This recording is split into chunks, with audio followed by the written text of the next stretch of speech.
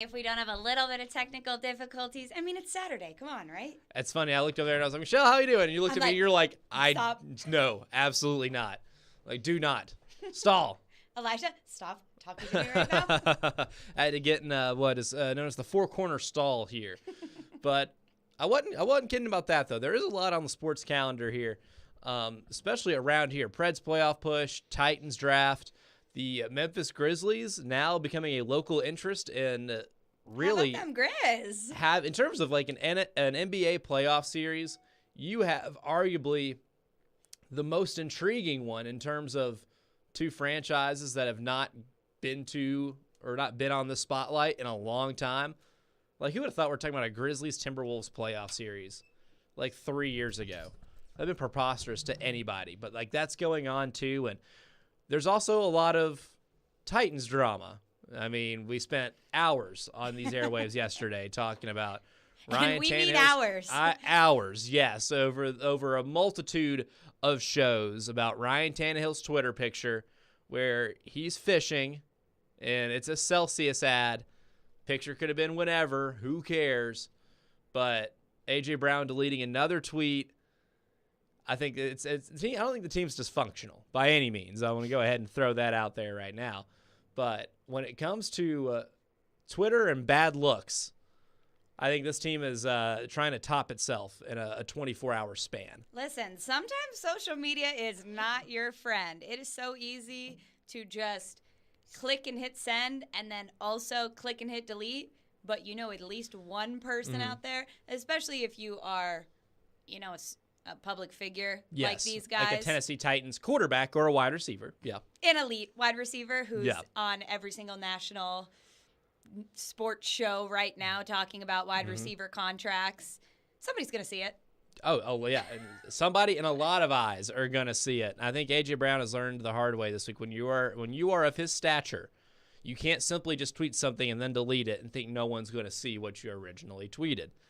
Don't work that way. The screenshot, which on most iPhones, the button on the right side, the button on the left side.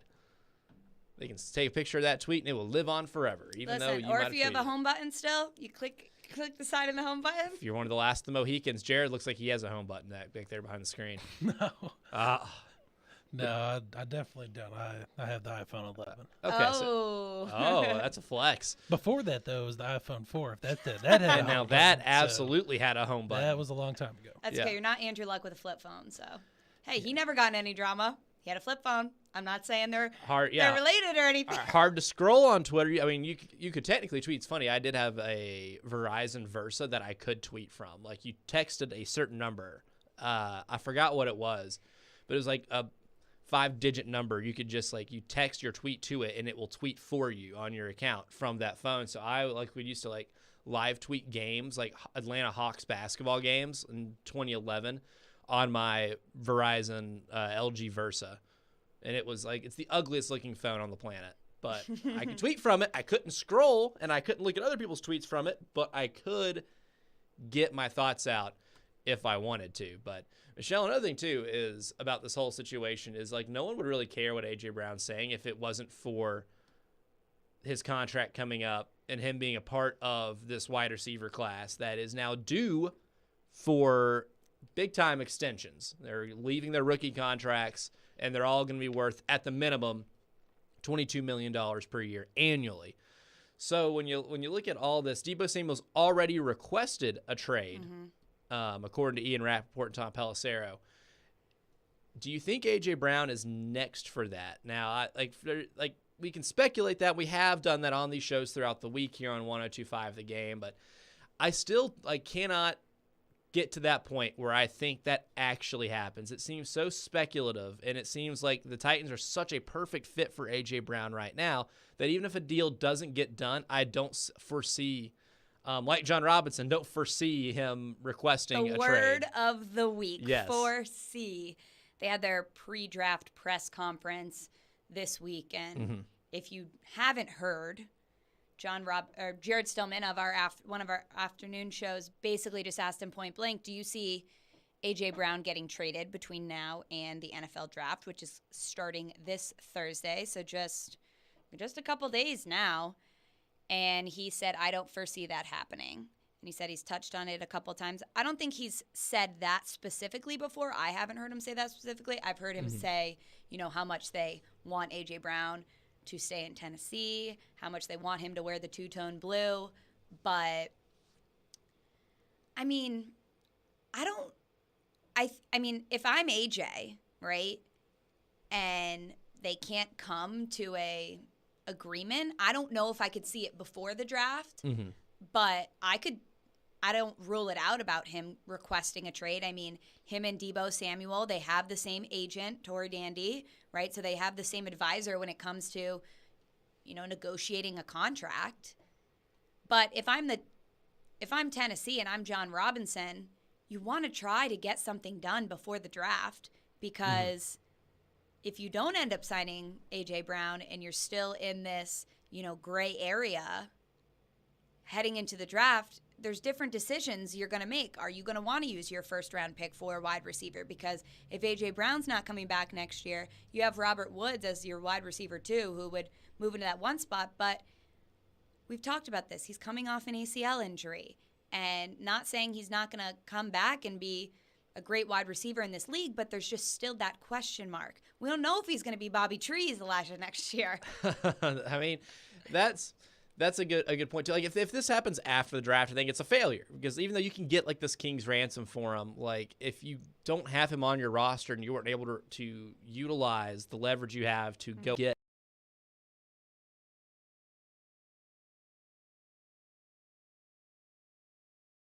trying to do this year, because you still have a team that can win right now. Like, let's not kid ourselves. Like, this isn't like the Titans have an option to tank here. Like, you still have an elite defense.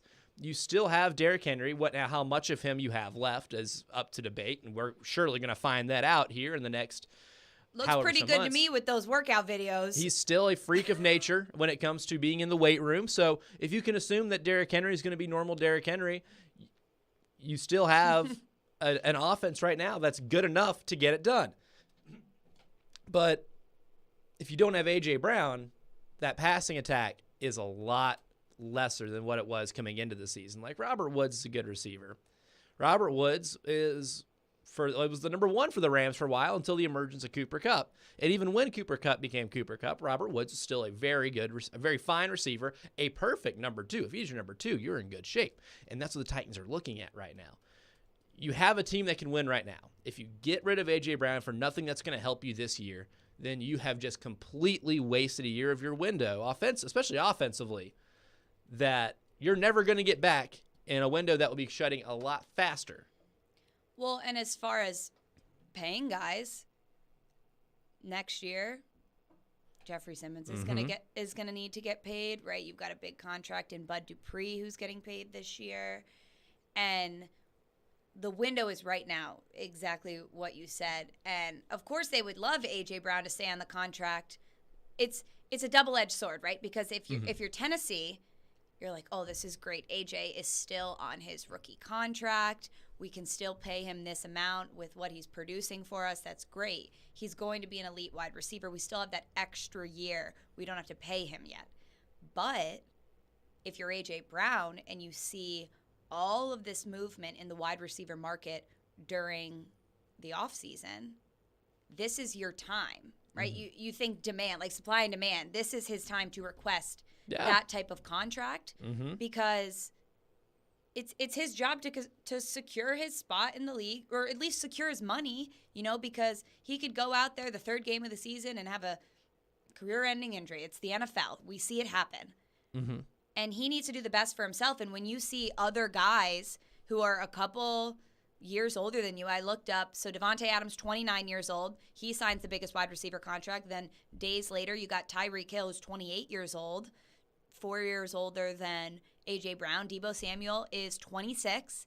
And I know A.J. Brown is still at the younger end, but, I'm sure we'll probably see DK Metcalf, something happen with him in the next couple of weeks. And this is his time. He needs to request it, because it is what's happening around the league, and he knows if Tennessee doesn't give it to him, somebody else will. Somebody else will, and somebody else. I mean, there's plenty of teams. Seems like the New York Jets, I'd be more than happy to overpay even for a wide receiver of his caliber. And this is the point in the NFL right now where wide receivers have been at the peak in terms of their value, because of how passing-oriented this game has become, and it's already shown that if you don't have top-notch receivers, you're not going to win in this league. I mean, the perfect example is the New England Patriots and Tom Brady's last year there. The receiving core was diminished, and the offense, despite having Tom Brady as your quarterback, still wasn't overwhelming because you just didn't have the plethora of weapons needed to be able to advance in the NFL playoffs. He goes to a place in Tampa Bay and revitalizes his career, starts throwing for 5,000-yard seasons because they are absolutely loaded at the position with Mike Evans, Chris Godwin, and then he's able to bring Gronk too. And it's an embarrassment of riches in terms of weapons in Tampa Bay. And lo and behold, they win a Super Bowl. Last year, the 2 Super Bowl contestants had 2 legitimate and deep wide receiving cores, at least 3 deep, that are all top-notch receivers. Like when Tyler Boyd's like the number 6 ranked receiver in your Super Bowl. That's when you know. Well, in the game, Yes. we've seen the game change offensively. That's what people want to see. Yeah. I just think of the Kansas City Chiefs and the Buffalo Bills game when you see Josh Allen and Patrick Mahomes just every play slinging it down the court. Yeah. And all with like all pro receivers, you know. I mean, you could line up all the weapons on that field, whether it be receivers or pass catching tight ends, and you get down to 6 or 7 before you get to like, I don't know, Byron Pringle or Mecole Hardman, who are solid receivers, and that's what it takes to be able to win in this league. And if you don't have those kind of weapons, then you're behind the game. So the demand for these guys has never been higher. We'll break that down as well as pose the question, is there a receiver in this draft, too, that would even make trading A.J. Brown worth it? And do we think that he even walks? Do we think that the Titans can still make it work to sign A.J. Brown and Jeffrey Simmons after this next season? We'll give our thoughts on the other side. Listen to Campbell and Knezovic right here on ESPN 102.5 The Game. Nothing makes one feel better than the ability to give to someone in need. You have the power to give the most important gift of all, the gift of life, with a donation of your blood. Supplies are desperately low in our area, and your help is needed. Blood Assurance is a nonprofit community blood center that supplies our Middle Tennessee area hospitals. Please find it in your heart to donate. Be someone's hero today. Go to bloodassurance.org to find a location or blood drive near you. That's bloodassurance.org. Give blood, give local, save lives with Blood Assurance. Genesis Diamonds' once-a-year spring extravaganza is here this weekend. 3 days of phenomenal savings store-wide. You save up to 35% off Genesis' already guaranteed best prices. Rings, earrings, bracelets, bands, and more. Plus special financing. You can even trade in your old jewelry for some amazing new designs from our world-class designers who flew in just for this. Extra savings on GIA-certified diamonds, too. It's our biggest sale all year. This Friday through Sunday only. And only at Genesis Diamonds. Green Hills and Cool Springs. See store for details. Thinking about making a change? You've put in the years and had success, but ready for something more? Well, good news. Little Guys Movers is looking for folks just like you to own and operate their very own Little Guys Movers franchise. From Broadway to Brentwood to Mount Juliet, if you can hear my voice, there's an affordable, profitable Little Guys franchise opportunity nearby. Use your existing 401k to invest in yourself. Financing options are available. Join a team with 30-plus years of growth and good times. Learn more at littleguysfranchise.com and then make that call. Hey, it's Jared from my official sportsbook app, the FanDuel Sportsbook app. The playoffs are here, and you can make every game feel like Game 7 on FanDuel Sportsbook, an official partner of the NBA. Through all the playoffs, all customers can place a no-sweat same-game parlay each week. You'll get up to $20 in free bets if you don't win. FanDuel has so many ways to play, and best of all, when you do and you win, you'll get paid faster than a fast break. I gotta love what the Grizzlies are doing. Even without Ja, they're one of the best teams in the league, but with him, they could win it all. New to FanDuel, just download the FanDuel Sportsbook app and sign up with the promo code JGM. Once again, that's promo code JGM. If you've already got an account, you're all set to go. No sweat. Either way, you'll get up to $20 in free bets in your same-game parlay during the playoffs, even if it doesn't win. FanDuel Sportsbook, an official partner of the NBA. 21 and older and present, Tennessee. Refund issue is non-withdrawable free bets that expire 7 days after receipt. Max free bets, $20 per week. Restrictions apply. See full terms at sportsbook.fanduel.com. Gambling problem? Call the Tennessee Red Line 1-800-889-9789. Robby Stanley. Sometimes the overthinking that takes place, pretty mind-boggling. Joe Rexrode. Thought there was an issue. There's not an issue. There's no issue. You're doing wonderful. Wake up and hang out with Robby and Rexrode every weekday morning from 6 to 10. Taking care of business this early in the morning. On Nashville's best sports talk. ESPN. 102.5 The Game and the Game Nashville app. I do not want to deprive people of a close-up of my face. Watch live on YouTube, Twitch, and Periscope. Sunday night. In the air to right and deep and gone for Rowdy Tellez. A leadoff home run. The Sounds Parent Club, the Milwaukee Brewers, take on the Philadelphia Phillies on Sunday Night Baseball. Coverage begins at 5 on ESPN 94.9 and the Game Nashville app. Beautiful Saturday morning here in the city of Nashville. ESPN 102.5 The Game. You're listening to Campbell and Knezovic. I'm Elijah Campbell.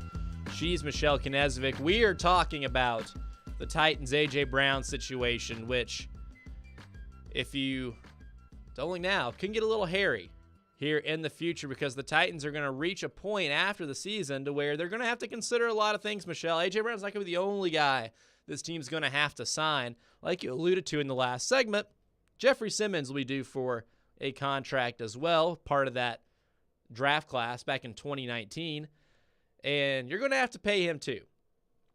And then you also have...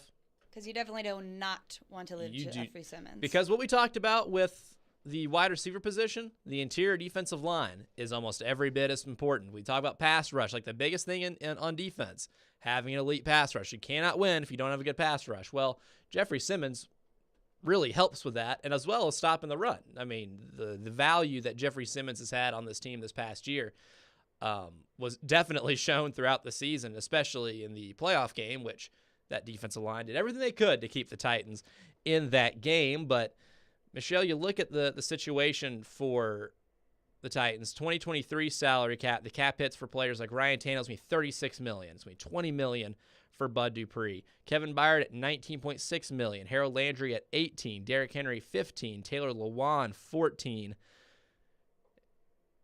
Jeffrey Simmons is going to, I guess his estimated market value is going to be around $21 million a year. A.J. Brown's at about $22.8 million. So you're going to have to make some cuts here. You're not going to be able to keep that entire group that we rolled off together. Just between those two, it's $40 million, A.J. and Jeffrey Simmons. You got to cut up a lot there. And one big number that I did say was Ryan Tannehill at $36.6 million. You know, this is just like a personal. Whenever there's cap numbers and you get, alerts, this player signed for this much, or there's always, drama, I guess you could say, with contracts and who's getting paid this and everything. And it's obviously has to do with Tennessee right now. But I think it always shows who's really a team player. We've seen Kevin Byard restructure his contract so many times. And last night, I don't know if you saw, but I got an ESPN alert from, I think it was Adam Schefter, that said Tom Brady restructured again so that they could have $9 million in cap space. That's gross. And I know that some guys, like Tom Brady, he obviously can afford to do that. Right. And some guys, but you also are making, quite a bit of money. I just think it's always interesting when, GMs and coaches, they're trying to manipulate this cap so that they can fit everybody in. And if you could, wait a year to get your big payday and things like that. I just think it always shows who's willing to restructure. And Kevin Byard said, it was on Locker Cleanout Day, and it was all the noise about, are they going to sign Harold Landry? Is it Harold Landry's payday? Because let's not forget about that at the beginning of this offseason. And he was like, him to big number. Well, and he made it clear. He was like, I will do whatever. We need this guy. So I always think that is, it just shows who steps up in situations like that. Yeah, and it's not an easy thing to do for any player because Kevin Byard became the largest pay, I guess, one of the highest paid safeties in the history of football whenever he signed his deal. And it takes a lot to be able to figure that kind of stuff out. I'm glad I'm not John Robinson. I'm glad I don't have to figure this out. Even just looking Especially at the numbers week. On paper, almost hurt my brain. But Michelle, it's going to be tough after this season. Like, then the Ryan Tannehill question, like, you thought the Ryan Tannehill discourse in this city was bad this offseason. It's going to get worse when it's $36 million on the books for 2023, and you still have to take care of A.J. Brown's, if you don't already, if you don't do it before the draft, and Jeffrey Simmons' contract. You're almost going to have to get rid of him. I mean, you're going to have a quarterback on a rookie contract just to make it work. But if there's a year to do it, I think next year's quarterback draft class might be a little more enticing, might be a little easier to trade up, maybe get who you want. Because, like, let's be honest. Like, I like Desmond Ridder. I don't love Desmond Ridder as an NFL quarterback.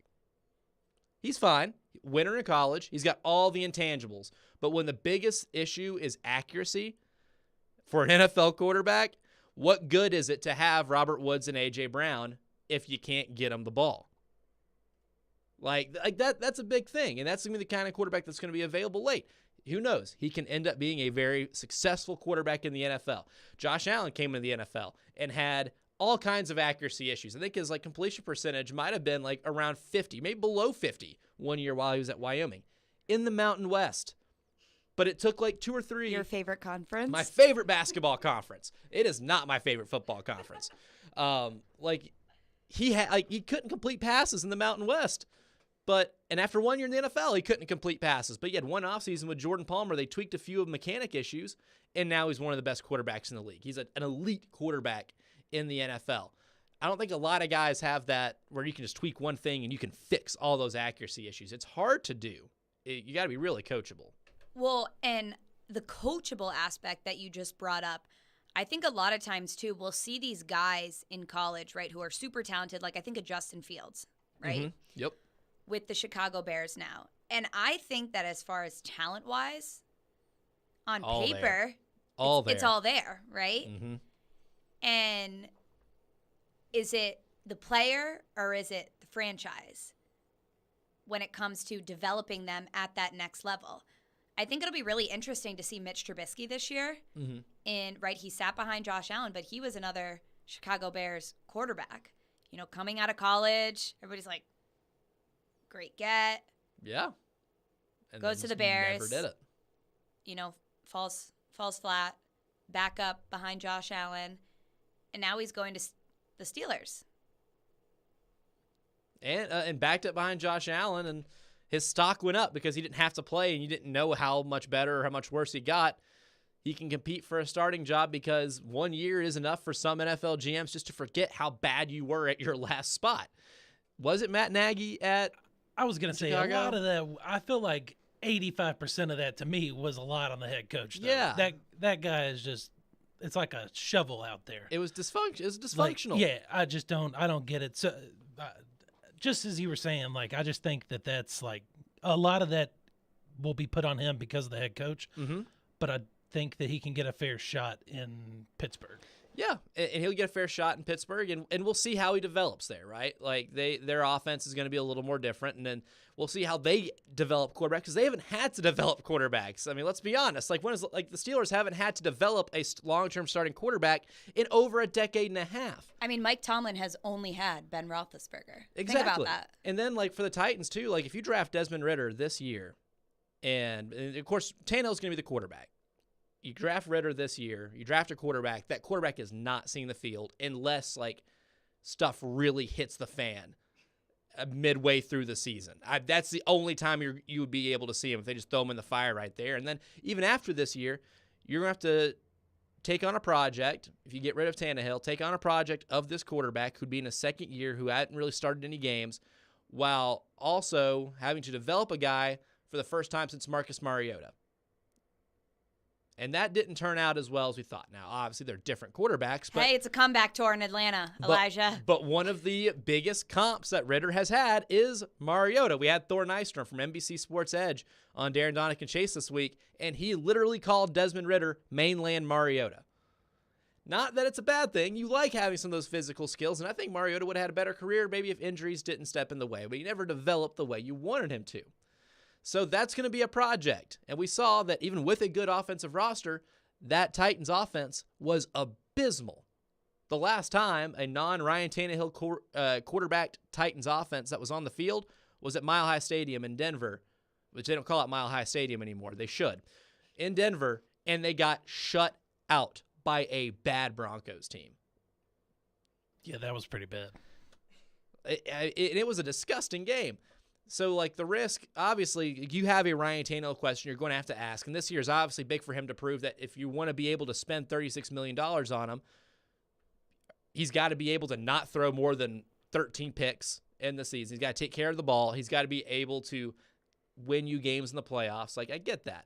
But if we're talking about managing A.J. Brown's contract and Jeffrey Simmons' contract situation, like, if you manage or if you want to be able to swing both, you're not going to be able to keep Tannehill, Dupree, and Taylor Lewan, or maybe even Derrick Henry, because that Henry cap hits me $15.5 million too. You're going to have to make some serious cuts. And with Tannehill's number being 36, I think we can definitely make a reasonable conclusion here that he's the one. That Tannehill's going to be the odd man out.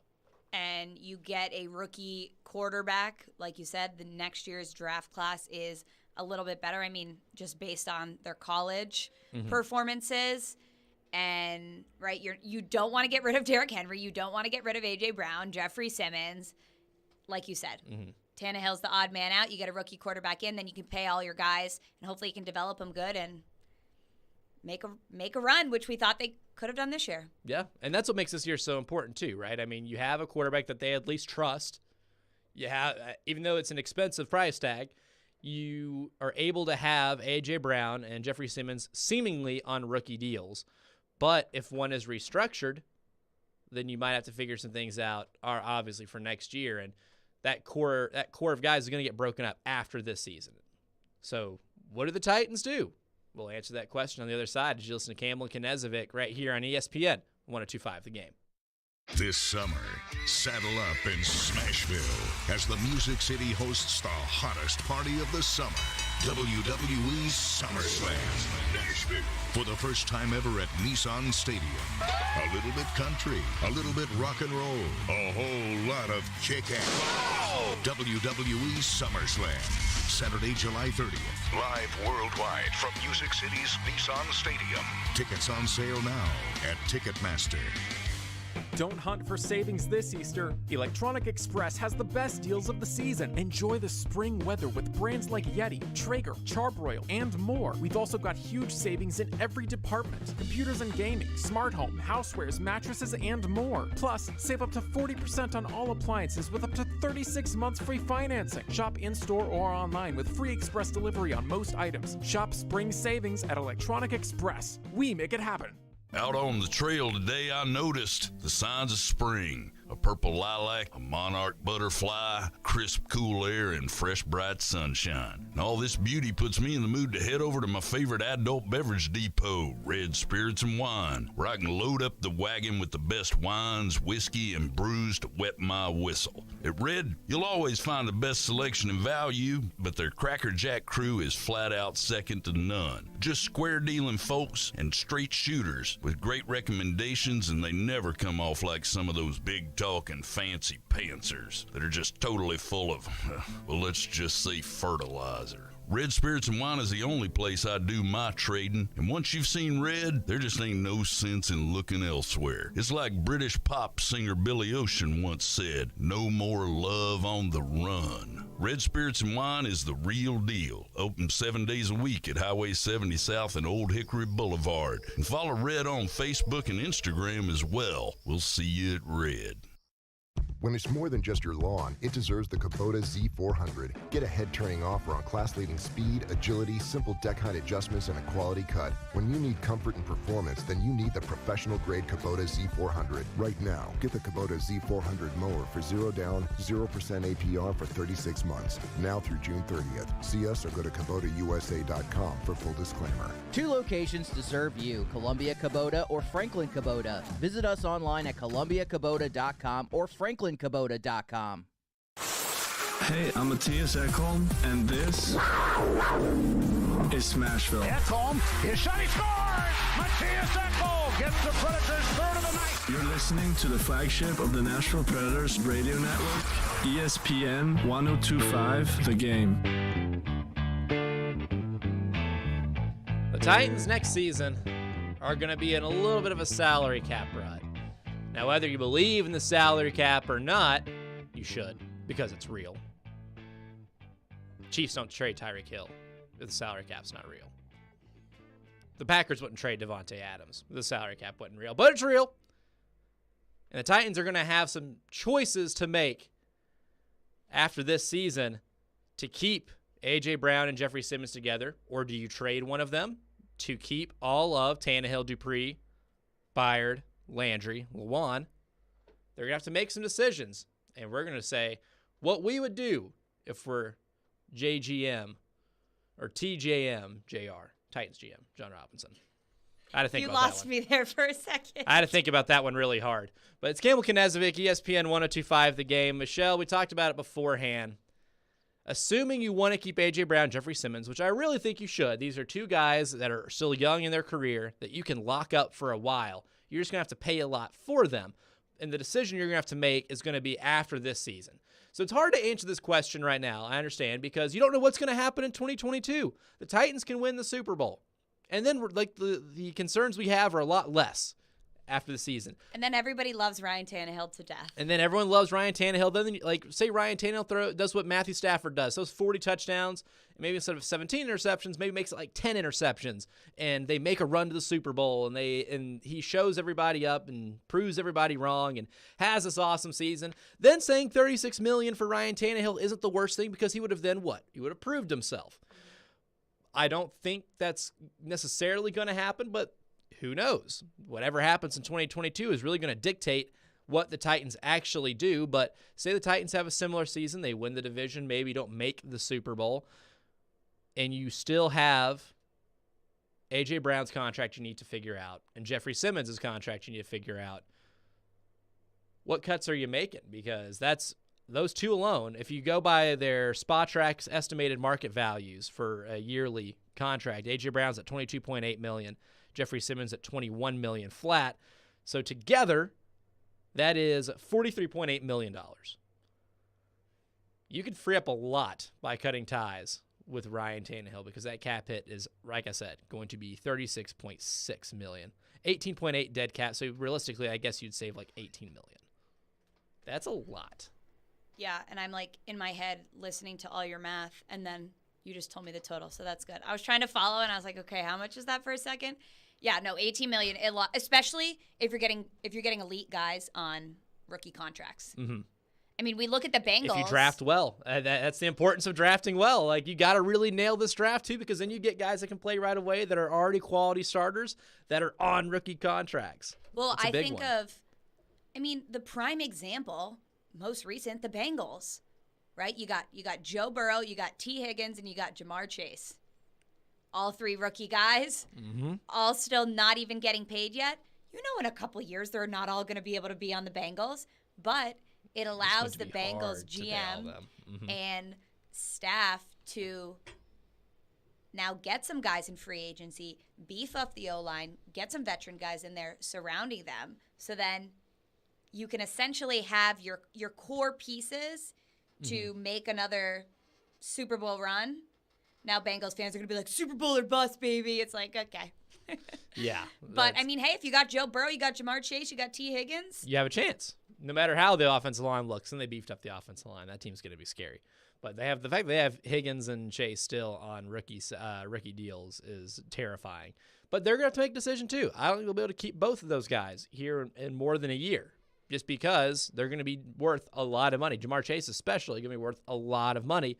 And there's going to be teams that are going to be willing to overpay. If the Jacksonville Jaguars were willing to overpay that much for Christian Kirk, there is no telling what a desperate team would be willing to overpay for T. Higgins, because he's a much better receiver. But if you're the Titans, what do you do? Like, that's going to be tough. And I think, honestly, like, cutting ties with Tannehill would be the best option, because he's the most expensive player you have. And you figure the quarterback thing out later. The 2023 free agency quarterback class, even on the bottom of it, or towards the bottom, like, isn't terrible. I mean, Baker Mayfield's going to be a free agent. He's not going to demand as much money. You can get him a little cheaper. Do you want Baker, though, with all the drama? Oh, man, you know how much fun this would be? Like, we talked about Twitter drama that we're experiencing now in the first segment. Imagine if you throw Baker Mayfield into the equation. Listen, just imagine. Imagine the Twitter drama. A.J. Brown, Baker Mayfield. Oh, my God. All it takes is a couple bad games and for them to start hating each other for it to get really, really interesting. But, and look at guys that are also on that list. Like Lamar Jackson, I think the Ravens are going to lock him up for a whole lot of money after this year. I don't think Lamar Jackson's going anywhere. The interesting thing about him, though, he doesn't have an agent. He is his own agent. Yeah. Him and his mom. Mm-hmm. And I think they probably, if we want to talk about people who played this thing the best, like in terms of seeing where the market's at and then just adjusting accordingly, it's Lamar Jackson. He hasn't demanded an extra contract or a contract extension, and he's going to be worth a ton of money because these quarterback contracts are just inflating and inflating.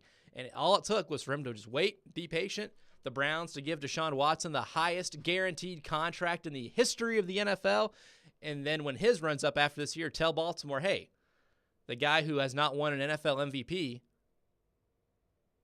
and hasn't made it to an AFC championship game is worth this much money. I want an MVP. I could be worth that much money. Didn't make an AFC championship game, but has an MVP season underneath his belt. It's a good bargaining chip there to have. Mm-hmm. It is. Elijah, we have a text on the text line driven by WilsonCountyHyundai.com. Saturday morning. That coffee that Michelle has isn't even a quarter of the way consumed. I do not expect for Michelle to remember liners right now because I love Elijah Campbell so much right now. As someone who runs off caffeine, has not put a dent into that iced coffee right now. She needs it, folks. When she says it on Robby and Rexrode, she's not playing around. She needs it. I do need it. This is from our guy, Adam in Portland. What up, Adam? He said, if the Titans draft an injured player or a project player, we should trade away our draft picks from here on out. We need help now. We shouldn't have to wait to get production from the first round. I mean, I completely agree with that. I think, especially, like we said, with the roster they have now and the cap issues they're going to have next year, you want guys who can get on the field for you now because they're in a Super Bowl push mode. I mean, last year's team obviously didn't turn out how they wanted to. I mean, Julio Jones ended up being pretty much a bust. Let him walk. Oh, yep. That experiment was a failure. I think we can all come to a consensus agreement there that one was, we can grade it as an F. But, Elijah, looking at the draft, right? In the first round, Tennessee has pick number 26. If there's a guy who you think, or a specific position group that they need production from week one. Man, I would love wide receiver just because of the arms race that's going on in the NFL. I think there are plenty of guys in this year's draft that can come out and help you right away. Like a Jahan Dotson will be available at 26, and Jahan Dotson's a guy that can take the top off of defenses, that can almost eliminate the safety from the equation. A guy who can also return kicks, which is another thing the Titans have kind of been needing. They need someone who's able to play a little bit of special teams. Well, and Mike Vrabel said that in the press conference. Somebody asked, hey, what do you look for in a wide receiver when you're scouting them, checking them out? And that's what he said. He likes versatility. I mean, we all saw earlier this year when he praised Nick Westbrook-Akina in almost every single, like whenever he was asked and in press conferences that here's a guy who can do everything, right? Yeah, and is willing to do anything. And that's what he wants. He wants versatile guys. He wants blocking receivers. Yes. You need guys for special teams. Willing blockers. And that's the thing about Dots I'm not 100% sure of. I don't know exactly. I don't think he was even asked to block that much at Penn State. But like the thing about blocking too. Like if you're a wide receiver, even if you're not asked to at the college game, you're going to be forced to at the NFL game. So are you a willing blocker? And if you're not a good blocker at the college game, that can be coached. Like it's technique stuff. Like that can be coached. Like when I've seen a scouting report that someone's not a willing blocker, then you might be a little concerned. Maybe that's where the Titans might not be as interested because as we know, Titans receiving motto is no block, no rock. It's not officially their motto. We just kind of gave it to them. They love blocking receivers because I think Robert Woods got that question asked about 1,000 times during his press conference. But if you're a willing blocker and maybe you're not the best blocker, that can be tweaked. That can be coached. No worries. But if you're not a willing blocker, that might be an issue. But another position, too, and Chris Sanders said it last night on the 6th, that if he's the Titans, you're taking an offensive tackle because one of the names we mentioned in that salary cap mumbo-jumbo that they're going to be stuck with next year is Taylor Lewan. You could save good money by cutting ties with Taylor Lewan after this season too. And Trevor Penning from Northern Iowa is a bad dude. If you haven't watched his tape, that is a mean, mean guy. Almost started fights at Senior Bowl because he was maybe a little overzealous in some of these drills. My first mute of the day. Wow, it really is Saturday morning, everybody. I hope if you're listening that your coffee is so kicked in right now. We got CC on the text line, driven by WhistlinCountyHyundai.com. Got it this time. There we go. Also, if you are listening and you want to text in any thoughts on the Please draft, do. Anything sports related, we will definitely get to it. I'll answer anything. 615, I'll go full Reddit AMA. No. 615-737-1025. CC9 said, get rid of injury-prone Taylor Lewan, let him take his shirt off and hype up another hockey team in another town. He's also going to be, well, him and Will Contum, the podcast will be breaking up. I guess. Well, they'll probably. Yeah. I guess they'll probably stay together, but the bus doing it in Nashville won't be the same. But yeah, he's another player who has a big contract. $14.8 million is his cap hit for 2023, and that could free up a lot of money. And that's the thing too is. There are tackles. Now, there's some guys that are maybe projects, like Tyler Smith from Tulsa is a name that's been thrown out there, too. And from what I've been told, he's a little more of a project. Like, the physical tools are there, but I don't know if I want to draft a project at 26 in the window that they're in right now, considering the last time they drafted a quote-unquote project, the guy played 3 snaps on kneel downs and was out of the league before the end of his first season. You don't want to do that again. That is another worst-case scenario. You're in a window you have to produce right now.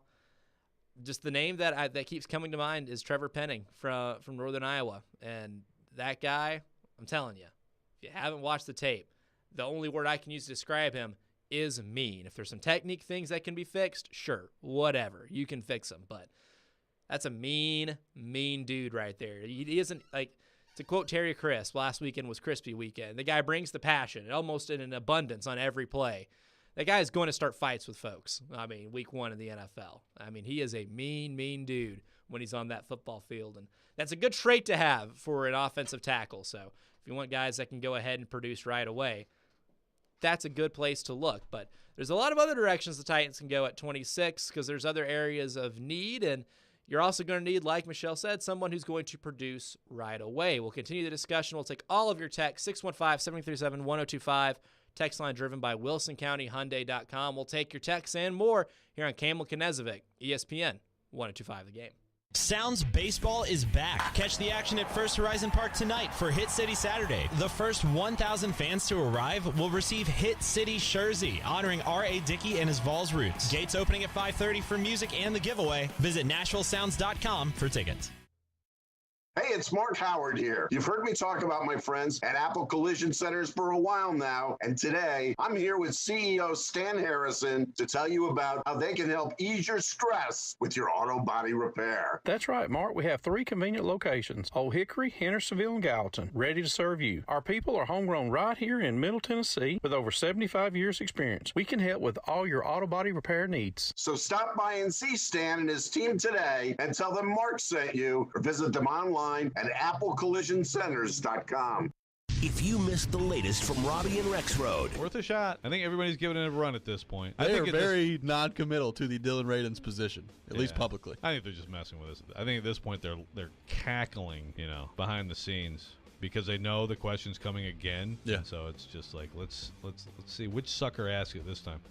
But Paul's absolutely right that, the draft strategy is going to be dictated by this, at least to some extent, right? Now, not that they have full knowledge, not that they can know for sure right now, but they have more of an idea of where things are trending for Dylan Radunz than they've let on, and they have to draft accordingly on that one too. So we're going to find out, I think, something about him next weekend. Well, and it was interesting to hear J-Rob continue to kind of expand on that a little bit because he said, there's the cliche line of we want the best 5 guys out there that can block. But he did say, let's say that Dylan starts at one position and somebody else gets hurt and he's better than who we put in over there. It's nice to have the versatility there. So let's say, Dylan Radins is the right tackle and Brewer goes down or their draft pick goes down and gets hurt. Well, if Dylan Radins is better over there at left guard than the backup they throw in, and they've got another tackle you could plug in, then maybe that's what you do there. But still, I kind of would like for him to be a right tackle. That'd be nice. Yeah, I mean, that might be what you do, but at some point you need someone to focus on something, right? Versatility is great. So. Like if you're okay at various positions, super. But he was drafted to be a good tackle, a good starting right tackle. Yes. Now you could draft a tackle high in this draft and sell it as, well, we believe in Dylan, but you always have to think about the future. And look, you could draft a tackle high in this draft, and at some point that guy could be Taylor Lewan's replacement in the not all that distant future. Tune in Robby and Rex with Robby Stanley and Joe Rexrode. Weekday mornings from 6 to 10 on ESPN, 102.5 The Game, and the Game Nashville app. The Sounds play ball. Around third, Wilson, the throw to the plate, not in time, and the Sounds get a run. The Nashville Sounds continue their homestand at First Horizon Park against the Charlotte Knights. Swing and a miss, strike 3, Sounds win. Coverage begins at 6:20 on your home for the Sounds. ESPN 94.9 and the Game Nashville app. The NFL Draft, less than a week away. It'll be Thursday. We'll have coverage here on ESPN 102.5 The Game on our streaming platforms. I believe the Predators play that night. Sounds are going to be on 94.9, so you can watch our draft coverage. Twitch, Twitter, YouTube, all that good stuff. It'll be a very TV-like atmosphere for that. It's going to be different. It's going to be new. Teron Davenport, I know, is going to be involved. I think Chris Sanders will be involved as well. But always knock it out of the park draft coverage every year, and looking forward to doing that on Third and Home will be where we do our draft coverage there. So a big NFL draft for the Tennessee Titans, a big draft for a lot of teams, but for the Titans specifically because they got to get someone who can come in multiple positions and can help right away. I'm Elijah Campbell. She's Michelle Knezovic, Jared Cassidy behind the glass. And we talked about the guys who can come in, that the 26th pick specifically. Now, who's going to be available?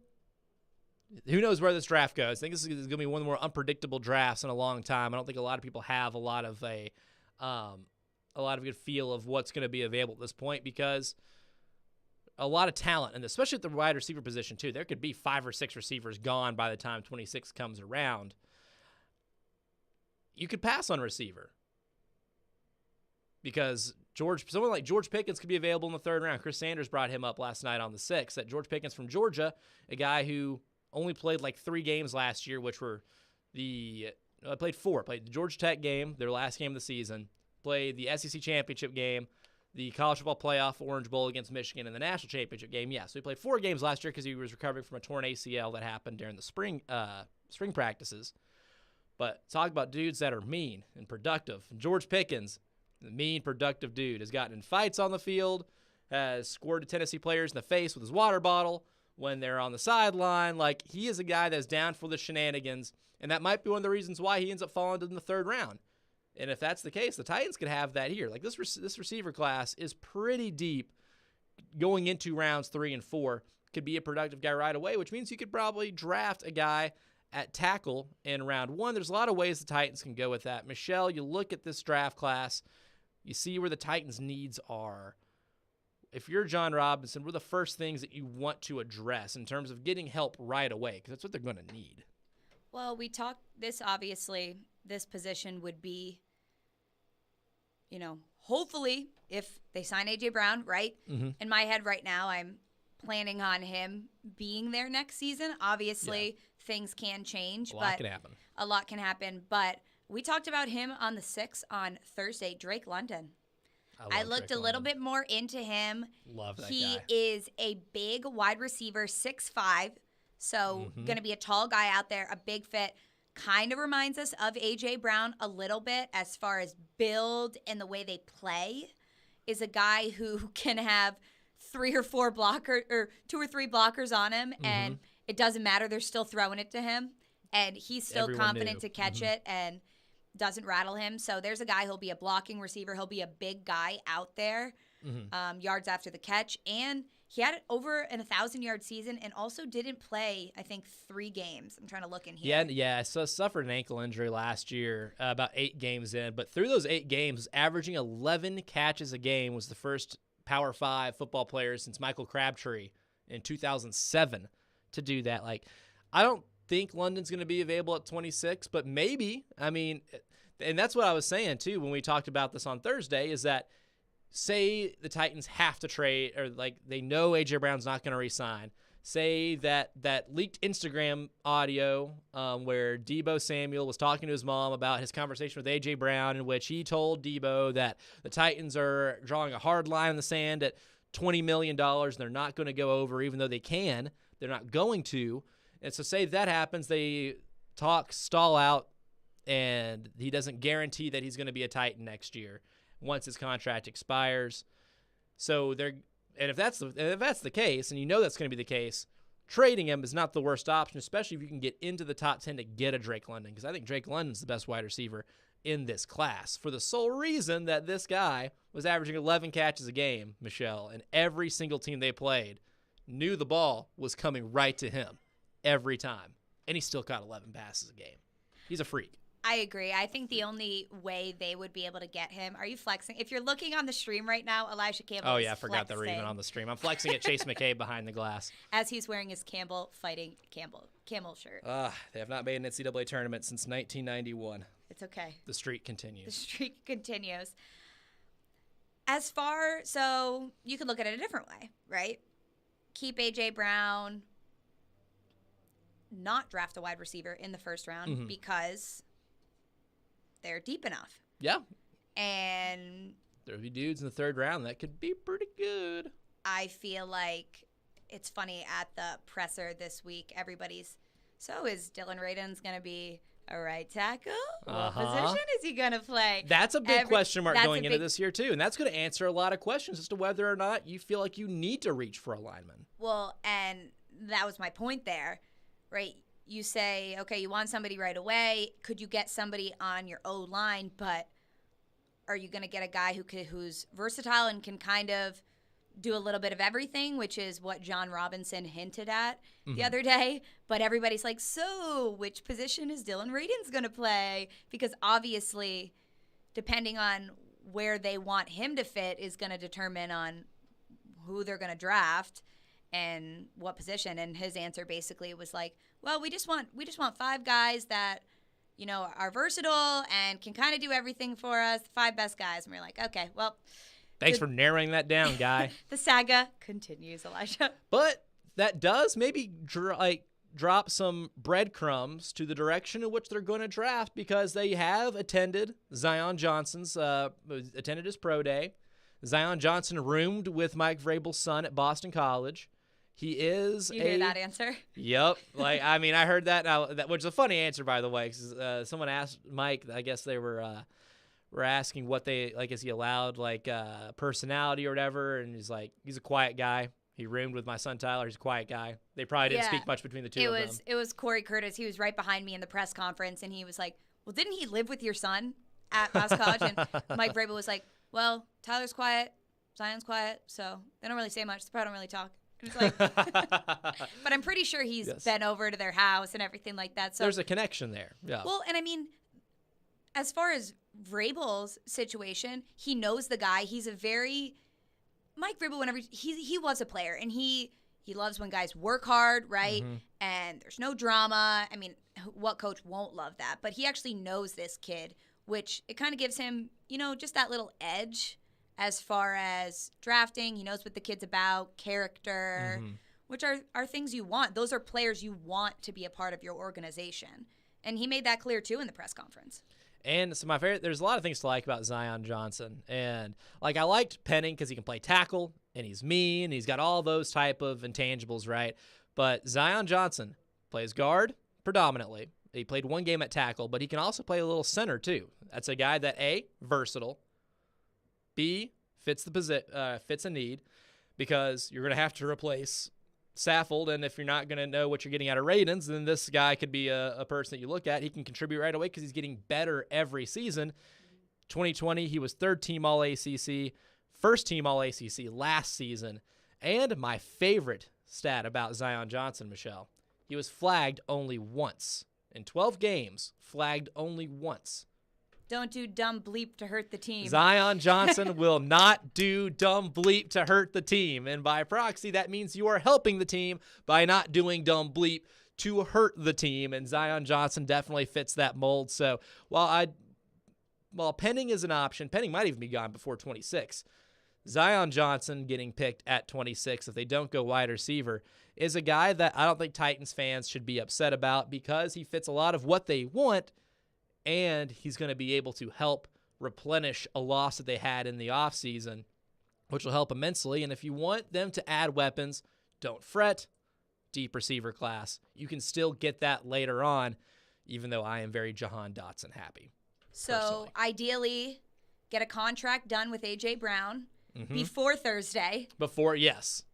Don't make yourself sweat it out at the draft. Yes. Yeah, and the longer the saga continues, the harder it's going to get to make a deal. You get that done, get Zion Johnson, somebody who can help you right away, get a receiver a little bit later in the draft. You could be set.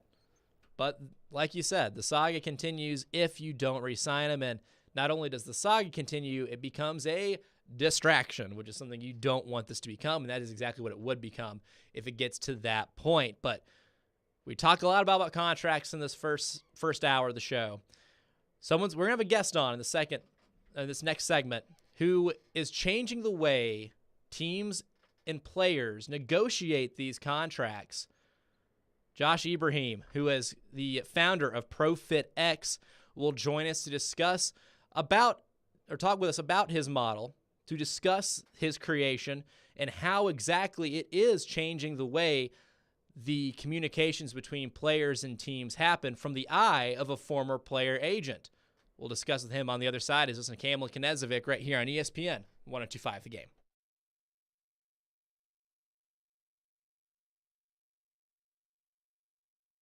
Express.com. We make it happen. You know it's going to happen, and when your car needs service or repair, remember Mitchell's Mr. Transmission on Gallatin Road, just north of Briley Parkway. Now here's Jim Mitchell. At Mitchell's Mr. Transmission, we also offer free towing with any major repairs. If your vehicle has a breakdown and you should need any type towing, towing is available through Dad's Towing Service. Dad's is a professional towing company in Nashville that provides all types of towing and recovery, 24 hours a day. You know it's going to happen, and when your car needs service or repair, remember Mitchell's Mr. Transmission on Gallatin Road, just north of Briley Parkway. From curriculum-based literacy programs and sport leagues to college tours and workforce readiness tracks, Boys and Girls Clubs of Middle Tennessee provide a safe place where youth gain the tools to learn, lead, and reach their full potential. You can support local youth and their great futures by donating at bgcmt.org. Don't hunt for savings this Easter. Electronic Express has the best deals of the season. Enjoy the spring weather with brands like Yeti, Traeger, Charbroil, and more. We've also got huge savings in every department. Computers and gaming, smart home, housewares, mattresses, and more. Plus, save up to 40% on all appliances with up to 36 months free financing. Shop in-store or online with free express delivery on most items. Shop spring savings at Electronic Express. We make it happen. The Game text line is driven by Wilson County Hyundai. Online at wilsoncountyhyundai.com. Be a part of the conversation. Call or text the Game at 615-737-1025. From the Hillside Medical Game Studios, WPRT-FM Pegram, WPUC HD2 Laverne, broadcasting 97.5 Murfreesboro, 106.3 Williamson County. ESPN 102.5 The Game and the Game Nashville app. A Cromwell Media Station. It's Campbell and Knezovic on ESPN 102.5 The Game and the Game Nashville app. That's right. Campbell and Knezovic, hour number 2 here on ESPN 102.5 The Game. Still waiting word from Josh Ibrahim of ProFitX. An interesting concept, Michelle. It's kind of like Spot Track in terms of it calculates a lot of player worth, but this one is more designed to create accurate player comps and to be able to help teams and players be able to negotiate a little more fairly. It was a really good article we talked about off the air on Forbes, where it kind of profiles him a little bit, and he talks about his history. He was a former sports agent, talks about his history with negotiating and how hard it was to negotiate contracts for guys that aren't max players. Like, obviously it's easy to like negotiate a contract with a guy who's like, I don't know, Steph Curry. And it's like, give me all the money in the world because I'm the best shooter to ever live. So obviously give him as much as you physically can. Easy enough, right? His value is pretty easy to measure. But for guys like some of his clients, when he was an agent, like Anthony Simons, harder to figure that out, to be able to get the best deal for the player and the team. And what he came up with was an invention that helps accurately give a value based on other players in the NBA. And maybe it can be something that can be used in the NFL as well. Because, Michelle, we've been talking about it a lot. This A.J. Brown situation is going to come down to worth, right? He's in a class of 4 other receivers from his draft class that are guys that are in similar boats. They're top 15 receivers. Terry McLaurin, Deebo Samuel, A.J. Brown, DK Metcalf. You consider all those guys top 15 receivers in the NFL, all very young, all just getting out of their rookie deals. So this could be something that could be useful for them. It's going to be called ProFitX, too. They have a really good website if you ever want to check that out, and we're kind of waiting on that situation. Yes, just texted Josh. He is about to call in. So, yeah, I'm really excited to find out more about this software. When I first was introduced to it, it was it's just, when you think about numbers and things like that, it's crazy that our just technology and systems and everything has advanced that much that they can just take all of these numbers and how they perform and take all of these factors into account and be like, this is what your market value worth is. Yeah, and it's fun. I like perusing through it too. Also, they do like a really fun gambling angle too. Obviously, with sports gambling being legal in Tennessee, this website does they do like projections for games and stuff. It's pretty neat. Highly advise checking it out, profitx.com. And while we wait, Michelle, we talk about the draft a lot, and we were talking about in that last segment that maybe Zion Johnson is a possibility for this team. I like the guy because of his versatility. The Titans are looking for guys that are versatile and that can do a bunch of different things, play multiple positions. He can play guard, he can play center, and he has played games at tackle at Boston College. He's an enticing option for the Tennessee Titans. And I know most of this offseason we've talked about drafting a receiver because of how loaded this receiving class is. But if Zion Johnson's there at 26, he is considered by Dane Brugler to be the number one guard in the draft. It'd be hard not to pass up on that, right? Exactly, unless, Vrabel wants to coach his son. No, I'm kidding. Draft Tyler Vrabel in the first round. He made it clear in the press conference. He's like, no. He goes, there's a 30-plus other teams out there.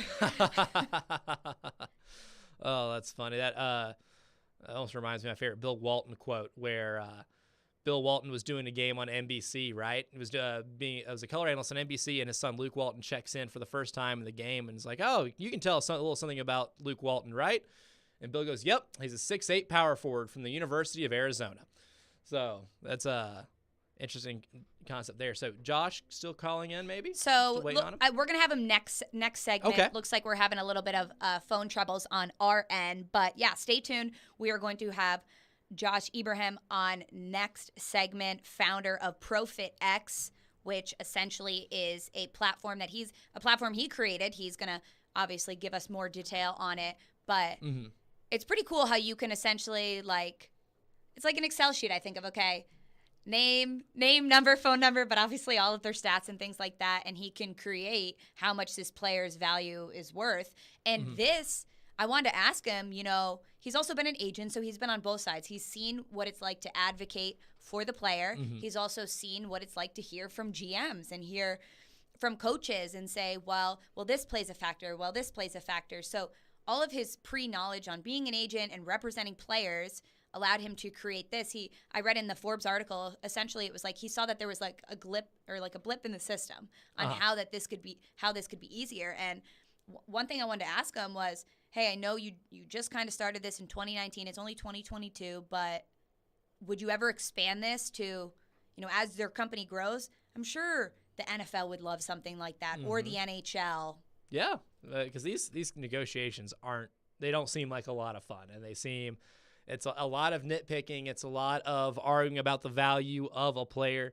Both sides nitpicking a lot of things, and especially from the player side too. Like, you're comparing yourself to others. Like, the biggest thing about this A.J. Brown thing or the biggest element of this A.J. Brown negotiation is going to be he is every bit as productive as a lot of guys that are getting these massive contracts. Like Christian Kirk, his contract basically inflated the entire wide receiver market. Like I feel bad for all other teams that aren't the Jacksonville Jags that have to negotiate with wide receivers, because they're going to have to overpay, just because the Jags overpaid so badly for Christian Kirk that everyone's going to look at Christian Kirk and be like, I was more productive than that guy. Like all 4 of the receivers in this class are going to say, I was way more productive than that guy.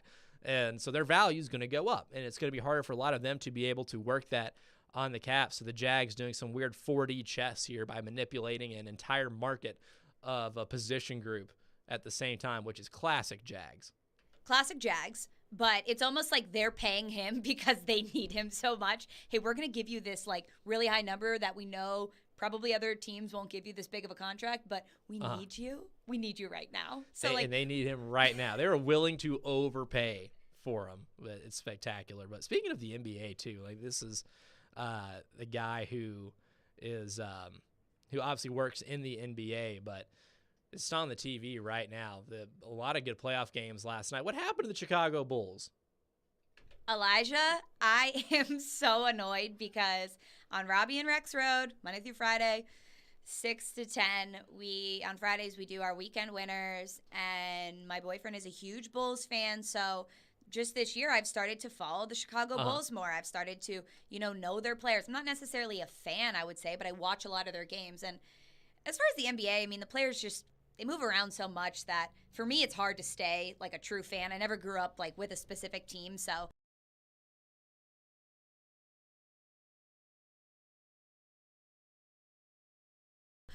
the Bulls, the Bucks, we saw them get it done in Milwaukee the other night, and then Chris Middleton sprains his MCL. He's out for a couple of games. He might miss the rest of the series, more than likely. Really, it's just really unfortunate for the Bucks, but obviously it didn't matter last night. Didn't matter last night because the Bucks beat them by 30. To be honest, I had to turn the game off. It's just disappointing on the Chicago Bulls front. They haven't hosted a playoff game, I think, since 2017. Wow.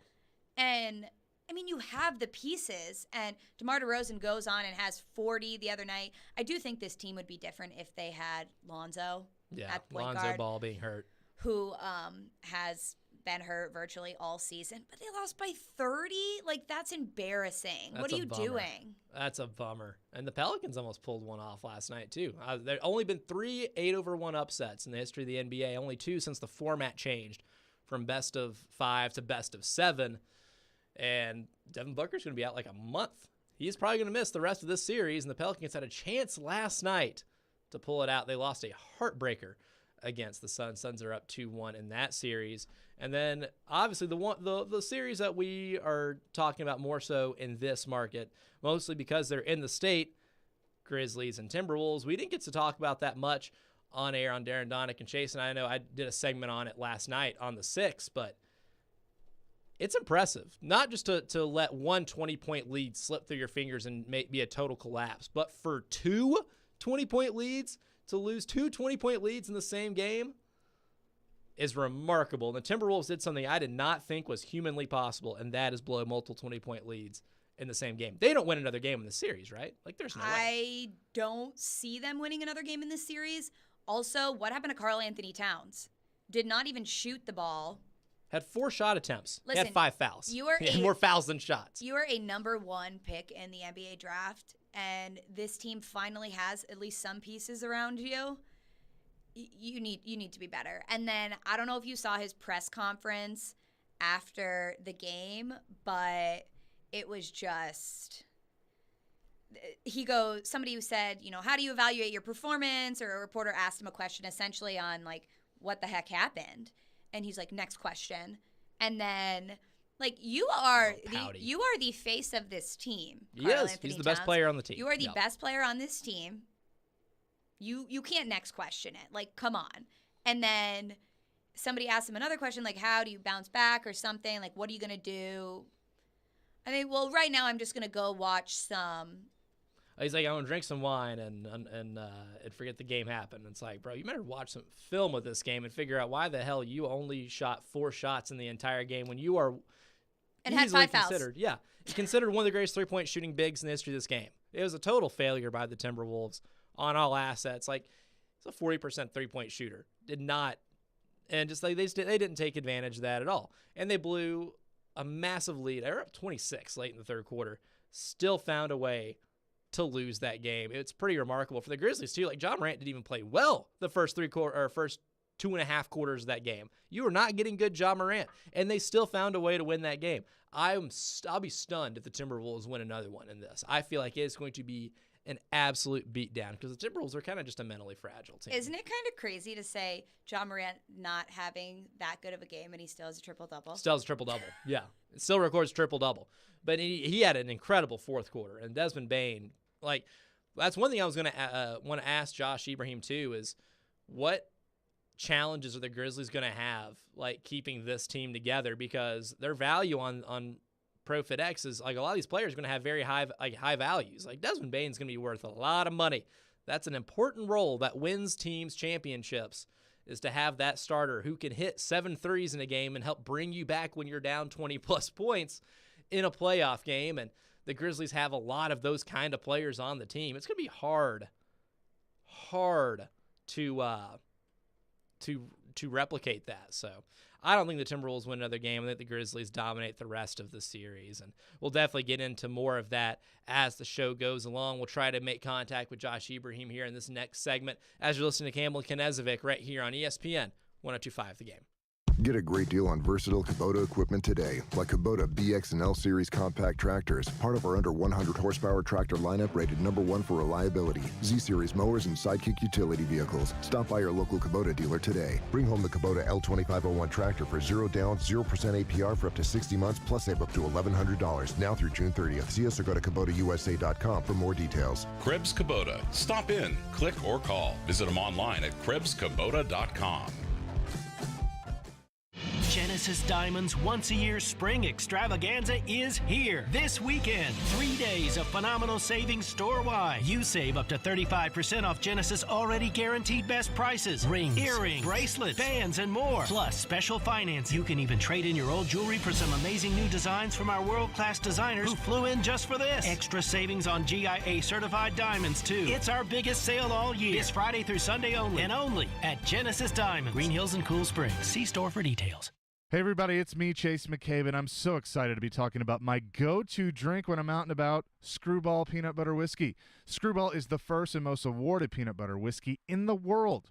It's an original, just like me, the suit. I take Screwball as a shot, but it's great on the rocks, in an old-fashioned, an espresso martini, and many more. So next time you're out and about, ask for Screwball Peanut Butter Whiskey. Enjoy responsibly. Copyright 2022, Screwball Spirits, LLC, San Diego, California. Whiskey with natural flavors, 35% alcohol by volume. The playoffs are here, folks, and you can make every game feel like Game 7 on FanDuel Sportsbook, an official partner of the NBA. Joe Rexrode here to let you know, throughout the playoffs, all customers can place a no-sweat same-game parlay each week. You get up to $20 in free bets if you don't win. FanDuel has so many ways to play.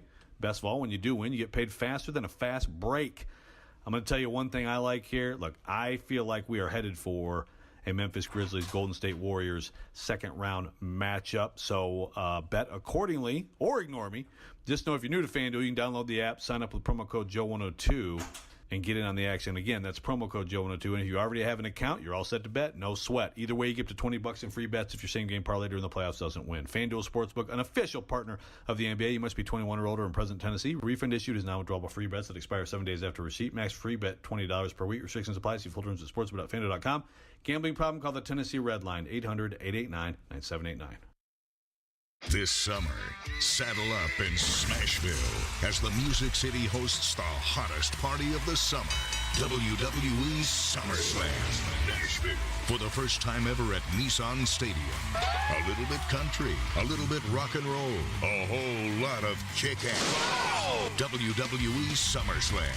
Saturday, July 30th. Live worldwide from Music City's Nissan Stadium. Tickets on sale now at Ticketmaster. Sunday.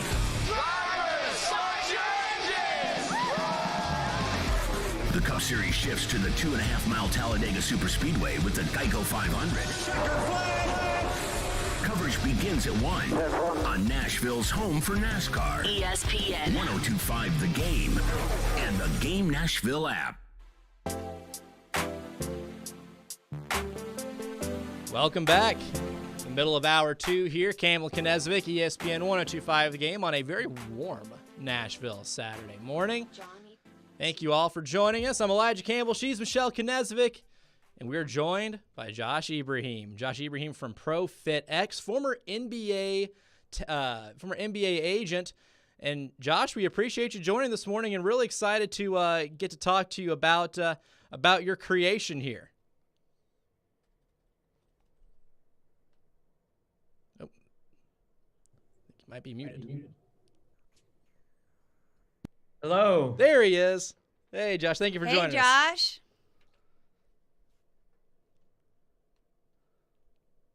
Nope. So he still might not be hearing us. Maybe some technical difficulties here. We have him here. Just do not think he can hear us very well. There we go. There we are. Hey, Josh, can you hear us? Yep. Awesome. Yeah, we appreciate you joining us and really excited about talking about ProFitX here. So you mentioned your background as an NBA agent and how you felt the need to be able to make these negotiations between teams and players a lot easier for non-max players. Just tell us how this all came to be. Yeah, so ProFitX was really inspired by my time as an NBA agent.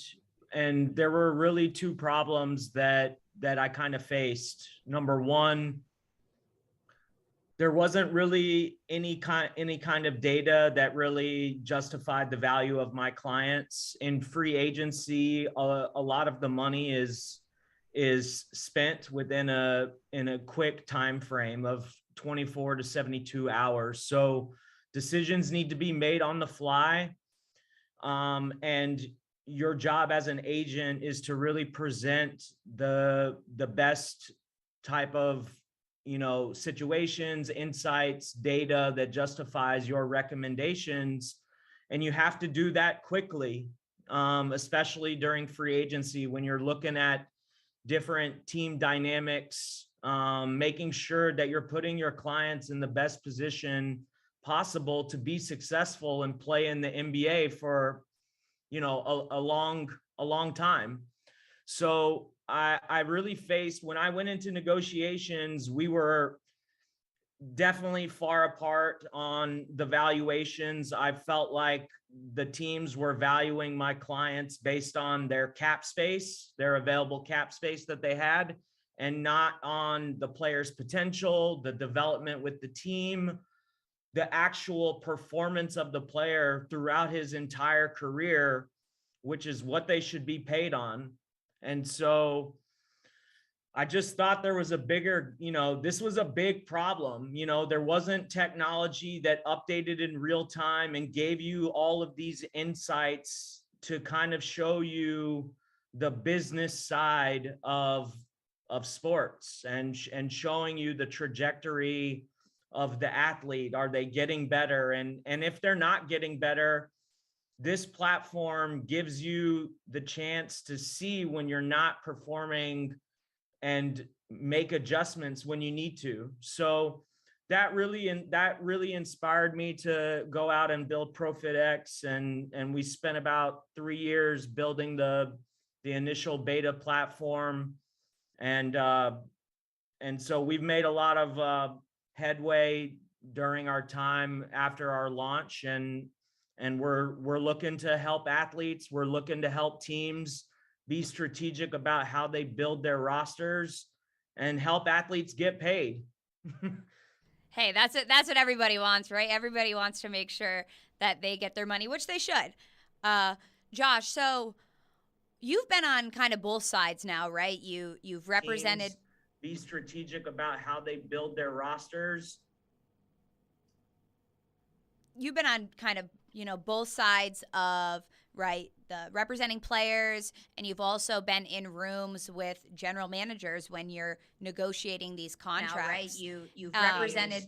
Be So strategic about how they build their rosters. As far as, in the national market right now, we've got two prominent players looking to get paid and get big contracts. What is it like when you're an agent in those rooms, negotiating those contracts, and what factors played into you creating this platform to help both sides of the equation, essentially?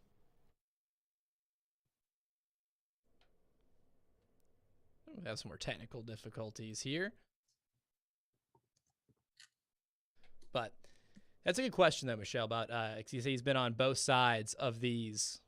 He might be able to hear now. Let's try him again. Because that was a good question you asked, though. I like that he's been on both sides of these negotiations and negotiating for a player like A.J. Brown, because really that's like the biggest reason like we kind of have him on, too, is like the A.J. Brown contract situation is going to be a main talking point here in Nashville for a while because he's due for the extension, and there's a lot of projection that's going to be done for A.J. Brown, too, because he hasn't had more than 70 receptions in a single season. The Titans are going to use some of those statistical benchmarks that he hasn't reached just yet against him. And how are you able to, I guess, come up with numbers to describe his value without having to use the stats that he's already had right now?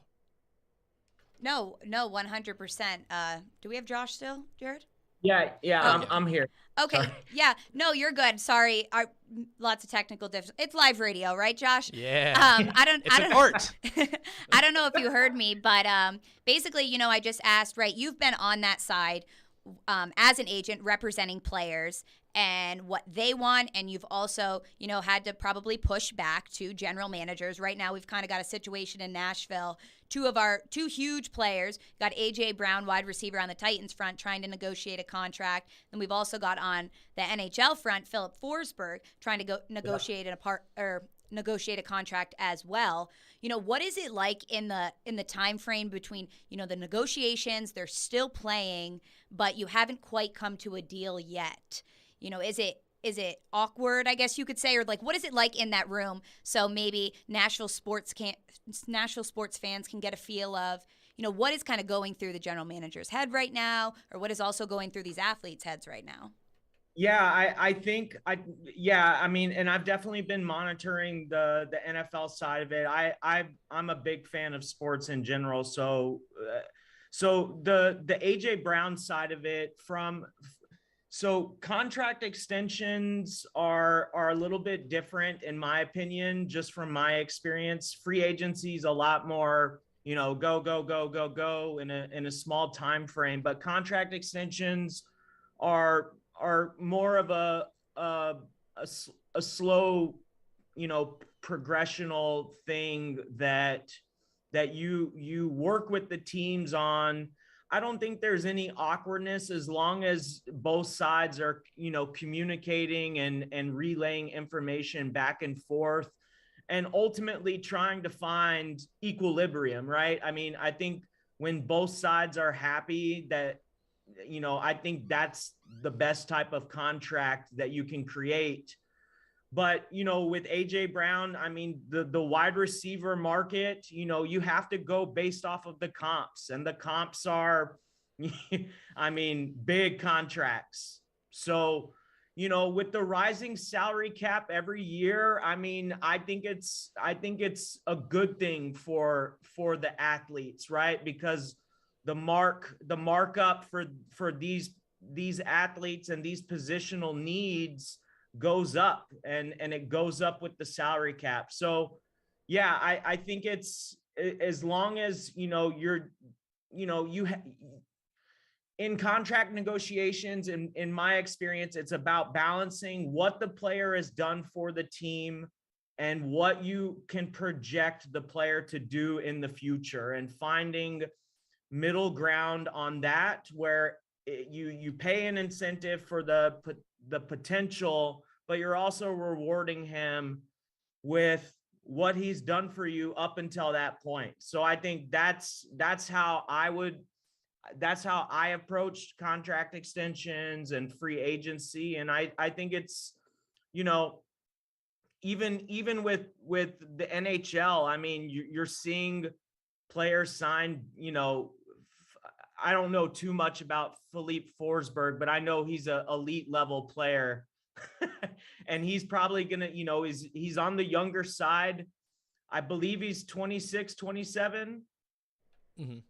Definitely on the younger side there. Yeah. Yeah. It's definitely not yet 30. Yeah. So he's entering the prime of his career, and you have to expect, you know, good production out of him. So I think, you know, all trends would look at it, you know, a long-term contract that goes with the rising salary cap, that doesn't hinder the team to really build pieces around the roster. Because I think at the end of the day, that's the future of roster construction. You know, it's finding your cornerstones and then finding the hot, you know, the team-friendly contracts with players that outperform their contracts. Josh, we're going to oh, sorry to cut you off. Yeah, go ahead. Sorry. I was going to say we're going to need you as our contract insider. Okay, so I'm going to give you a little two-parter real quick. So you are AJ Brown's agent, right? We're going to pretend you are AJ Brown's agent. How much are you asking for him? And part two, do you think you could ever see ProfitX expand into the other, like potentially the NFL, you know, years down the line, or the NHL or other professional sports leagues? Yeah. So for AJ Brown, you know, I think his, you know, I look at the overall situation, right? He's got a dynamic running back, a good quarterback that gets him the ball. And I think, you know, you look at the Devontae Adams contract, I believe was in the 90 to 100 mil range. Tyreek Hill, I think you're looking somewhere in that ballpark. That's what I would be going for. Get as much guaranteed money as possible. And maybe I'm being a little aggressive on that, but that's what you want to be. I want you as my agent. Go big or go home, right? We'll be in talks after. You be my agent after this. So yeah, I mean, yeah, I would, you know, I think with the contracts that have been signed, I think the market is 100 mil, you know, and you try to get between 60 and 70 guaranteed.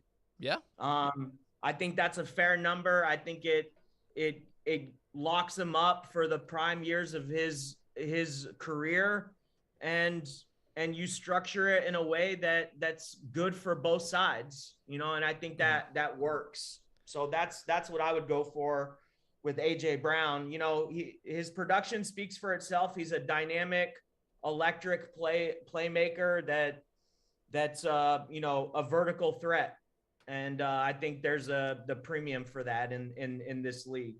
Now, Josh, the hardest thing, I'm talking to Josh Ibrahim from ProfitX, and Josh, I think the hardest thing, the one thing that I really appreciate about your website here and what you've done is you kind of help project things too, and that's gonna be the hardest part about all this, right? Like, any bozo like me can pull up their football reference page or their basketball reference page and see what they've done, how productive they've been to a certain point. But projecting how they're going to be at the next level is like the hard part. That's where you get into the analytics. You get into regression stats. Like, you get into a lot of like the nitty gritty of trying to be predictive of how these athletes are going to be moving forward. And even from like a basketball perspective too, when you've done your experience like working with this, how have you been able to project certain things the way that you're able to do it? A lot of testing, a lot of model calibrations. You know, I think when we initially launched the beta program for the NBA athletics, we did a pilot program with about 20 NBA teams, and we got great feedback. And you know, it's really about educating the teams at that time, right? It's new technology, it's new insights, and it was really kind of an educational part for us. But we gained a lot of insights, made a lot of improvements, and I think the biggest thing that I took away from that was, if we're going to do this, the contracts need to be on point, right? Mm-hmm. And so, otherwise we're just another company that spitballs, numbers. And so I wanted to be as accurate as possible in terms of projecting, what these players are worth in the future. And that's the hard part, right? Because, when we looked at these models, we could project up to about 5 years out. But when we did the analysis and looked at it, our recommendation was to keep it around between 2 to 3 years, because you need at least a couple of seasons of data to really power up all of the models. And right around season 3, when these players start to get into the rookie extension period, is when the models will fully stabilize and the accuracy rate, jumps from 70% to 90% in those fair market value projections. And so we're taking in a lot of different components. We're taking the baseline performance. We're taking injury analysis. We're taking player development, position versatility, and player potential. And so we wrap those all into an algorithm that, takes into account a certain part of the player's career and spits out the fair market value projections. And so we've generated over the past 3 years 163 free agency reports, and the fair market value projections versus the team contracts are pretty much identical. So, I think that was really validating the product for us. And then also bringing on the Dallas Mavericks as an official partner and Bobby Marks to our board of directors, I think has really kind of put our footprint on, becoming the industry standard for financial projections and real-time contract values. Awesome. ProFitX is the name of the company. ProFitX.ai is what I have pulled up right now, and it's got everything, especially if you're an NBA fan. They even have prediction models for some games as well, which is good for degenerate gamblers like myself. It's very good to dig into for those reasons right there. But Josh, I know you're a busy man. We got to let you run, but we appreciate you joining us and excited to be able to talk with you about this kind of stuff down the road. Likewise. Thank you so much. And Michelle, I'm sorry, we do have plans to expand into NFL and FIFA as well. By the end of this year. Josh, no, you're good. I was gonna ask you real quick. I was gonna be like, you gotta tell me, are you expanding? That's a cliffhanger. expanding? Oh, okay, Yeah. Josh. Well, we'll definitely be on the lookout. Thank you so much for taking the time.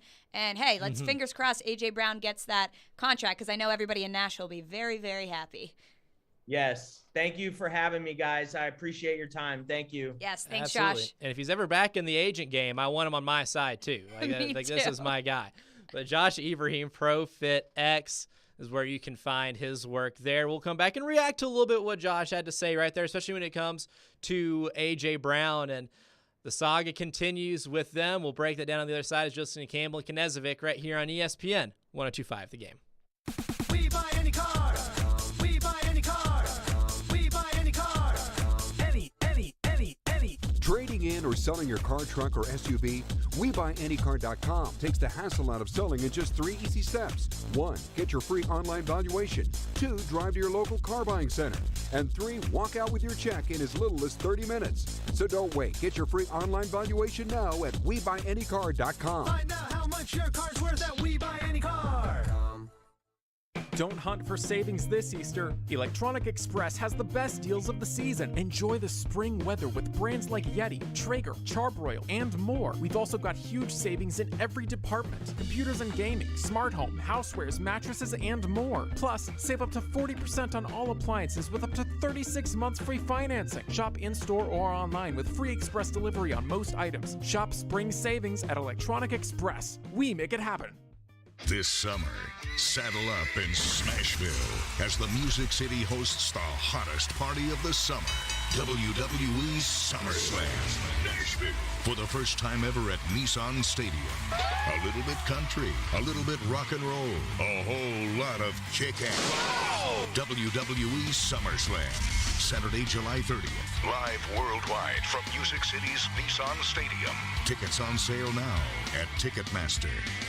Music City. Start a profitable new chapter of your life and be your own boss with your very own Little Guys Movers franchise. In fact, no matter where you are, from Green Hills to the Gulch to down in Franklin, if you can hear my voice, there's an affordable, profitable Little Guys franchise opportunity nearby. Use your existing 401k to invest in yourself. Financing options are available. Join a team with 30 plus years of growth and good times. Learn more at littleguysfranchise.com. That's littleguysfranchise.com. And then make that call. I can go from 0 to 60 way too fast. Who knew electric vehicle owners were having so much fun? 20 or 30 years ago, I owned a gas sports car, and this car is much quicker. It's a great, fun car to drive. When you put your foot on the accelerator, it just goes. They're fun, they're fast, they're efficient. Visit driveelectrictn.org to learn how you can start having fun driving an electric vehicle. Sponsored by the East Tennessee Clean Fuels Coalition, the Tennessee Association of Broadcasters, and this station.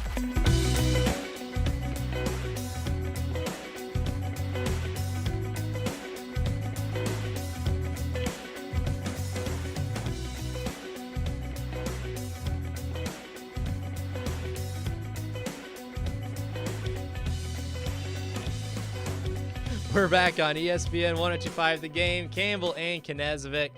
I'm not going to lie, I had my headphones off, and I thought that was part of a commercial. That is a smooth, smooth tune right there. Just really good on the ones and twos back here. I absolutely love that song, and I can't think of what it is. So if you know it. 1975, Chocolate. Okay, yeah. We love nice. that. It's a smooth jam. But had Josh Ibrahim on in the last segment, and from ProFitX, and his perspective is what's very interesting to me. Like, he's been an agent, and he saw some things that were flawed in the negotiation process. In the market. And basically what he boiled the A.J. Brown thing down to is he even admitted to being a little ambitious. He still has that bit of an agent in him. He's going to try to get the player as much money as possible. And he's about $100 million, but for 4 years, I mean, that's $25 million a year. Is estimated on SpotTrack as 22. Like, it's not that far off. And I think as a starting point, that's where A.J. Brown would want. You know, he'd want your agent to be a little ambitious, and it can only go down from there. And eventually these teams find a middle ground. But Michelle, you heard his explanation on not just the numbers that he deals and works with, but the explanation as to why the wide receiver market is becoming as inflated as it is, and why, if you're projecting certain things, that A.J. Brown could eventually be what Tyreek Hill or Devontae Adams is because of his age. Well, exactly. And I think that, it's so interesting that they add that part to it, right? It's not just current stats or what you've current done, performances, but they also add that component of what could be their ceiling, or how high or how elite could this player become. Mm-hmm. And from hearing Josh, I mean, and I know they haven't expanded this into the NFL or anything like that, but he seems to think that, A.J. Brown's ceiling, pretty high. It's pretty high. Pretty high up yeah. there. And I mean, I completely agree with it.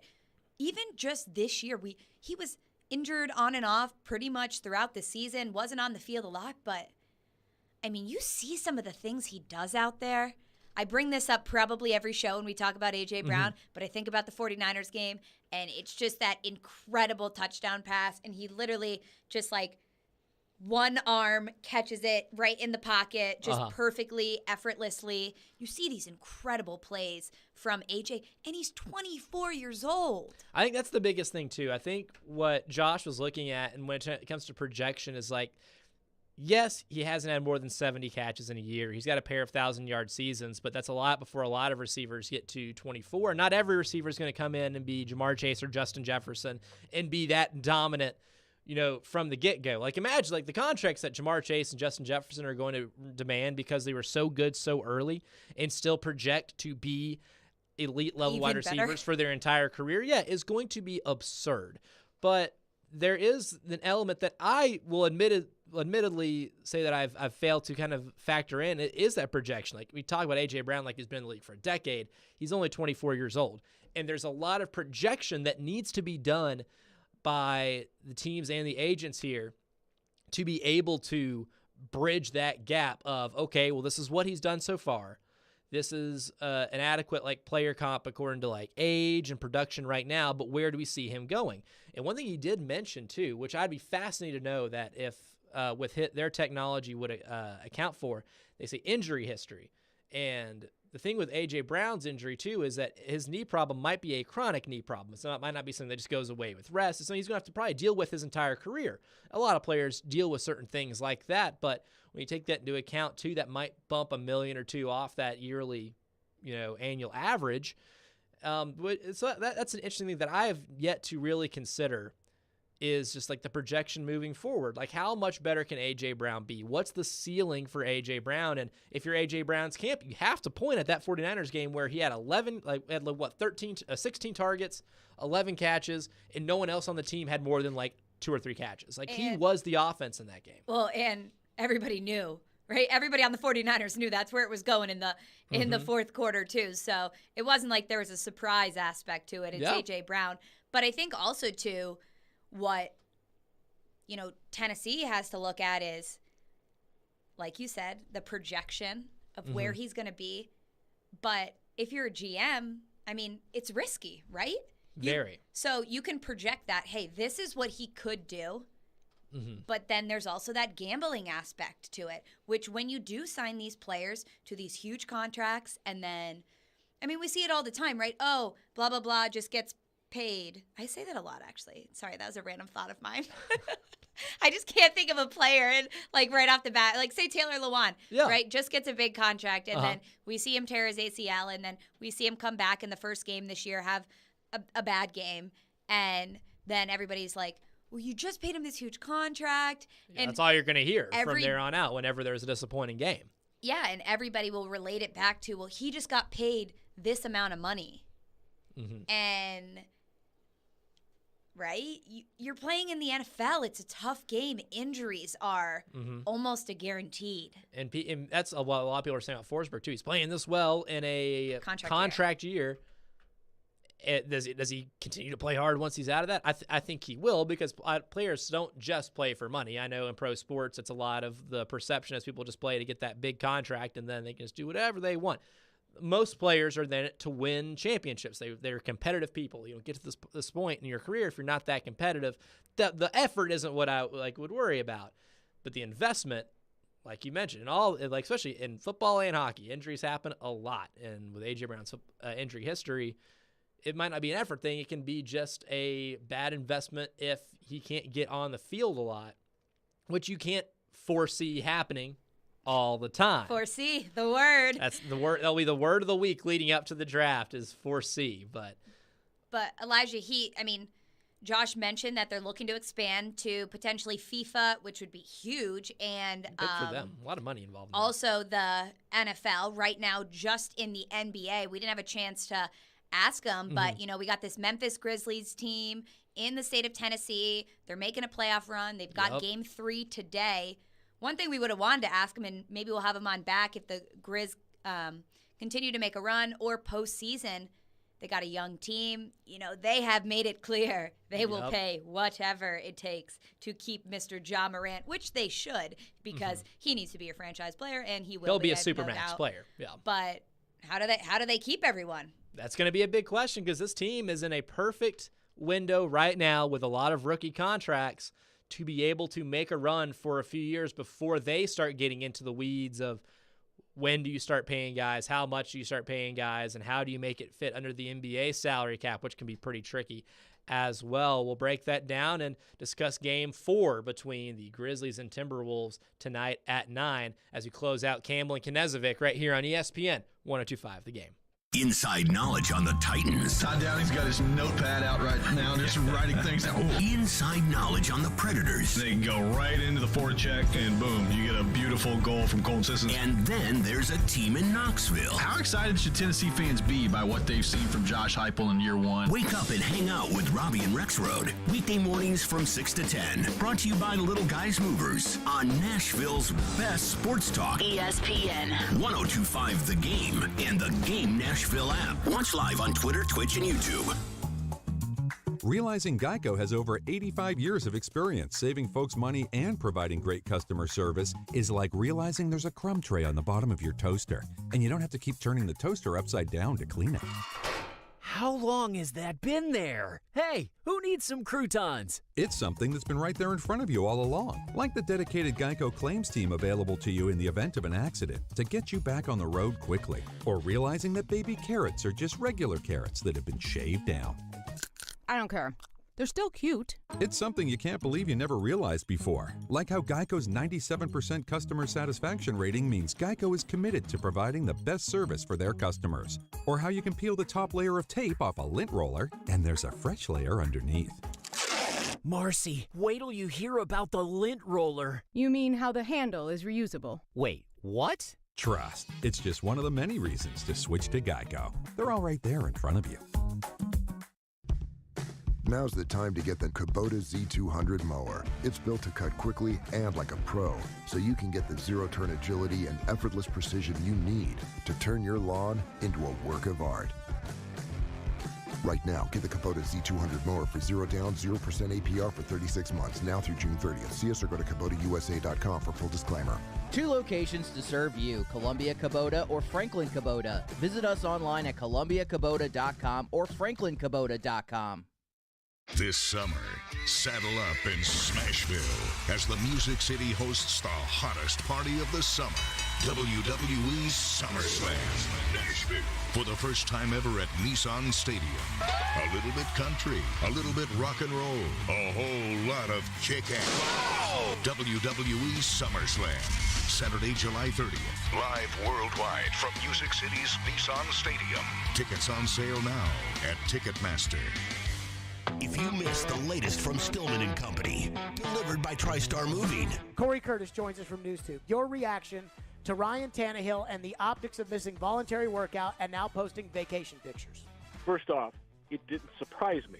After not taking any accountability for the loss after the game and not showing up the next day during locker cleanout, it did not surprise me that he did not show up this week.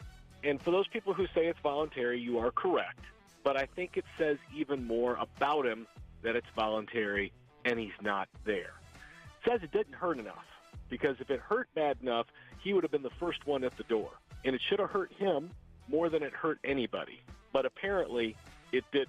I'm not saying he didn't care, but if it hurt as much as it hurt some of the fans, he would have been there 5 minutes before the door opened. Tune in Stillman and Company with Jared Stillman. Weekday afternoons from 2 to 6. On ESPN. 102.5 The Game and the Game Nashville app. ESPN's Turon Davenport breaks down the Titans like no other. On the field chemistry, I don't think it's going to be a problem. It's just going to be a process. Catch TD Mondays at 11, Thursdays at 3, and Fridays at 8. Plus, the Talking with TD podcast drops every Wednesday. When you draft players, it's not just for one season, it's for a career. Nashville's best sports talk. ESPN. 102.5 The Game and the Game Nashville app.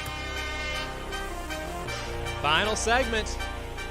Campbell, Knezovic, ESPN 102.5 The Game. I'm Elijah Campbell. She's Michelle Knezovic. J-Cast rolling the tunes behind the glass. Grizzlies Timberwolves, Game 4 tonight. Michelle, we talked about it a lot off air. I'm glad we get to do it on air now about this series, about this Grizzlies team. Like, if you're not tuned in by now, I don't know what to tell you with this Memphis Grizzlies team. Like, Darren, Donick, and Chase, we did a whole hour on the Grizzlies one day, and not just about, like, talking about the team, but, like, do people care about them in Nashville? Mm-hmm. And it was a resounding yes. People are intrigued by this team, and what's not to like? They're young, they're fast, they play an exciting brand of basketball, and they're never out of any game. I mean, if Game 3 taught you anything, that if the Grizzlies go down 20 points early on, they're not out of it. It's a very Golden State Warriors-esque, which is ironic that I say that because once they do finish off the Timberwolves, which they're going to do, and the Warriors are going to finish the Nuggets because they are up 3-0 on them, they'll be playing in the second round, which would be an incredible playoff series, by the way.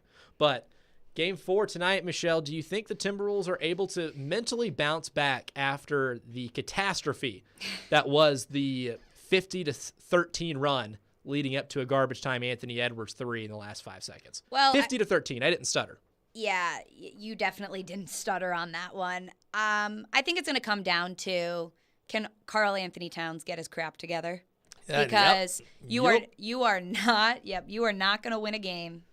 Timberwolves are not going to win a game or be in a game if Karl Anthony Towns has what do you have? 5 shots, 5 fouls, and yeah, he committed 5 fouls. He only took 4 shots. Only one of those are threes. He is a 40+% three-point shooter. He's arguably the greatest shooting center in the history of the NBA by percentages, and he shot 1 3. He won the three-point contest in All-Star Weekend this year. And I know he got in foul trouble. He played 32 minutes and took 1 3.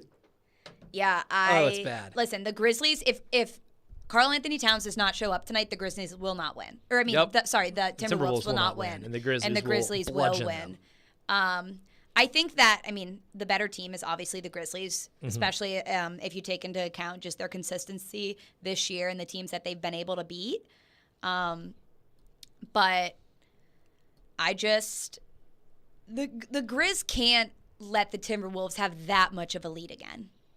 Right? And you can't get in that habit. It's a bad habit to fall into. Because if you let the Warriors, assuming the Warriors move on and the Grizz move on and they play each other in the second round, if you let them do that, you're probably not going to come back. You can't let a team who's actually a really just insane. You got Klay Thompson, you got Steph Curry, right? Draymond, a team that can shoot very, very well. You can't let them get ahead like that. So I think, honestly, what I want to see, the game's it's 9 p.m. tonight, so it's a late one for everybody. Memphis versus the Timberwolves. Drink your coffee. Drink your coffee and have another one probably around 7, which I probably will be doing. But I just want to see from the Grizz. I want to see some of the performances we've seen earlier this year. I feel like they haven't quite been able to get in the groove yet in this playoff series. I just want to see them perform more like a team. I want to see Ja, get some more points on the board. Even though he's having triple doubles, those he didn't have great. His best scoring game in Game 3. As far as a scoring column, needs to bump it up a little bit, and then Jaren Jackson Jr. is going to be a big X factor for them as well. It's going to be a huge X factor, and one thing about this Grizzlies team is we talk about Ja Morant scoring wise, he didn't put up 30+ points. He only had 16 points, but 11 of those came in late in the third quarter and in the fourth quarter during that run, that insane 50-13 run. He only had 5 points at halftime, Michelle, and the Grizzlies still were in the process of deleting that first 20-point deficit. The supporting cast for this Grizzlies team has been what is incredible. And it's been the separator is that you get a lot of production from Dillon Brooks. You got a lot of production from Brandon Clark. Brandon Clark does not get enough love on this team for being the guy off the bench who helps you erase a lot of these deficits and is a mismatch problem too. The Timberwolves' biggest deficiency is on defense. They sometimes have a hard time stopping people. And right now, the Grizzlies have an offensive rating of 113 in this series.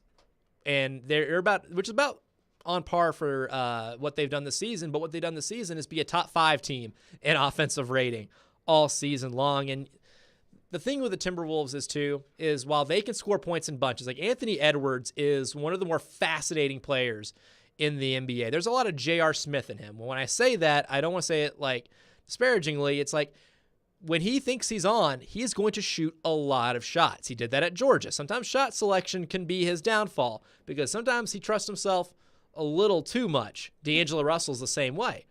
And sometimes it can go from putting them up by 20 to down by 20. That first 20-point deficit they erased, the Grizzlies kept chipping away. They strung together some sequences where they're able to get buckets, some Desmond Bane threes. And then if you look at the play-by-play, there's Anthony Edwards' missed 25-foot contested three-pointer, another missed three-pointer on the other end. And that's how you lose a lot of leads, too, if your shot selection isn't great. And the Timberwolves fall through a lot of spells where their shot selection can be atrocious. They played dumb basketball. They they beat themselves in that game. The Timberwolves beat themselves, and the Memphis Grizzlies were able to capitalize on that. I saw some stat, and it was like a 50-13 run. 50-13. 50 people, if we're listening, 50-13 run. I mean, the Grizzlies beat themselves. And if you're Carl, I mean, at the end of the day, if you're Karl Anthony Towns and you're on that Timberwolves team, you cannot have a performance. Like, it's unacceptable. You're the number one pick in the draft. You are that franchise. Now you've got Anthony Edwards, obviously, high pick in the draft as well, coming in. You have some pieces around you, but shoot the ball. More than 4 times. Shoot the ball. Yeah. Shoot the freaking basketball. It goes back to shot selection. Like, the Timberwolves have weapons on offense, and they haven't figured out how to optimize their possessions. And, like, if you're a Timberwolves fan, all dozen of them, you have to be incredibly frustrated to watch this team waste possessions the way they have been able to waste possessions in these playoffs. And that's how you lose these deficits. And Game 3 isn't the only time this has happened for them, right? Like, Game 1, they got off to this big lead. They're up 30-17 after the first quarter, and the Grizzlies got themselves right back in it. So, Michelle, we'll go ahead. Predictions for tonight. The Grizzlies are favored by 3 last time I checked. Yep, I just checked there. Still favored by 3. I do think the Timberwolves bounce back and have a Karl Anthony Towns actually has a respectable game, because I think it was probably embarrassing for how he performed the other night. 3 points. Give me the Grizz to cover the 3 points in this one. I'm hammering the Grizz for tonight. I love them to win this game, and then they're seal the deal whenever they get back to Memphis at home at FedEx Forum in Game 5, and it'll be a gentleman's sweep for the Memphis Grizzlies as they will go on to play the Warriors, and that will be a fun series. Michelle, before we get out of here, as we wrap up another edition of Campbell and Knezovic here on ESPN 102.5 The Game, a little birdie tells me you have a word about our friends at Seltzerland. Listen, what's better than NBA playoffs is drinking maybe a hard seltzer with it. So Seltzerland is turning Nashville into hard seltzer paradise Saturday, April 30th at Riverside Golf Links. You can enjoy the one-of-a-kind immersive experience as you spend the day tasting over 100 unique hard seltzers, indulge in mouth-watering munchies. There's going to be tons of seltzer swag, so I will be busting out my Instagram. Make sure you bust out yours as well. Seltzerland has rounded up the best hard seltzer brands in the land for one epic day, dedicated to the bubbly brew everybody can't get enough of. I definitely know I cannot get enough of it, Elijah. You don't want to miss out on Seltzerland 2022, April 30th, like I said, at Riverside Golf Links. So join me and my friend Caroline Fenton of Stillman & Company at Seltzerland on Saturday, April 30th at Riverside Golf Links. You do not want to miss this, and make sure you're listening to ESPN 102.5 The Game all month long for your chance to win tickets to Seltzerland on April 30th at Riverside Golf Links. ElectronicExpress.com. We make it happen.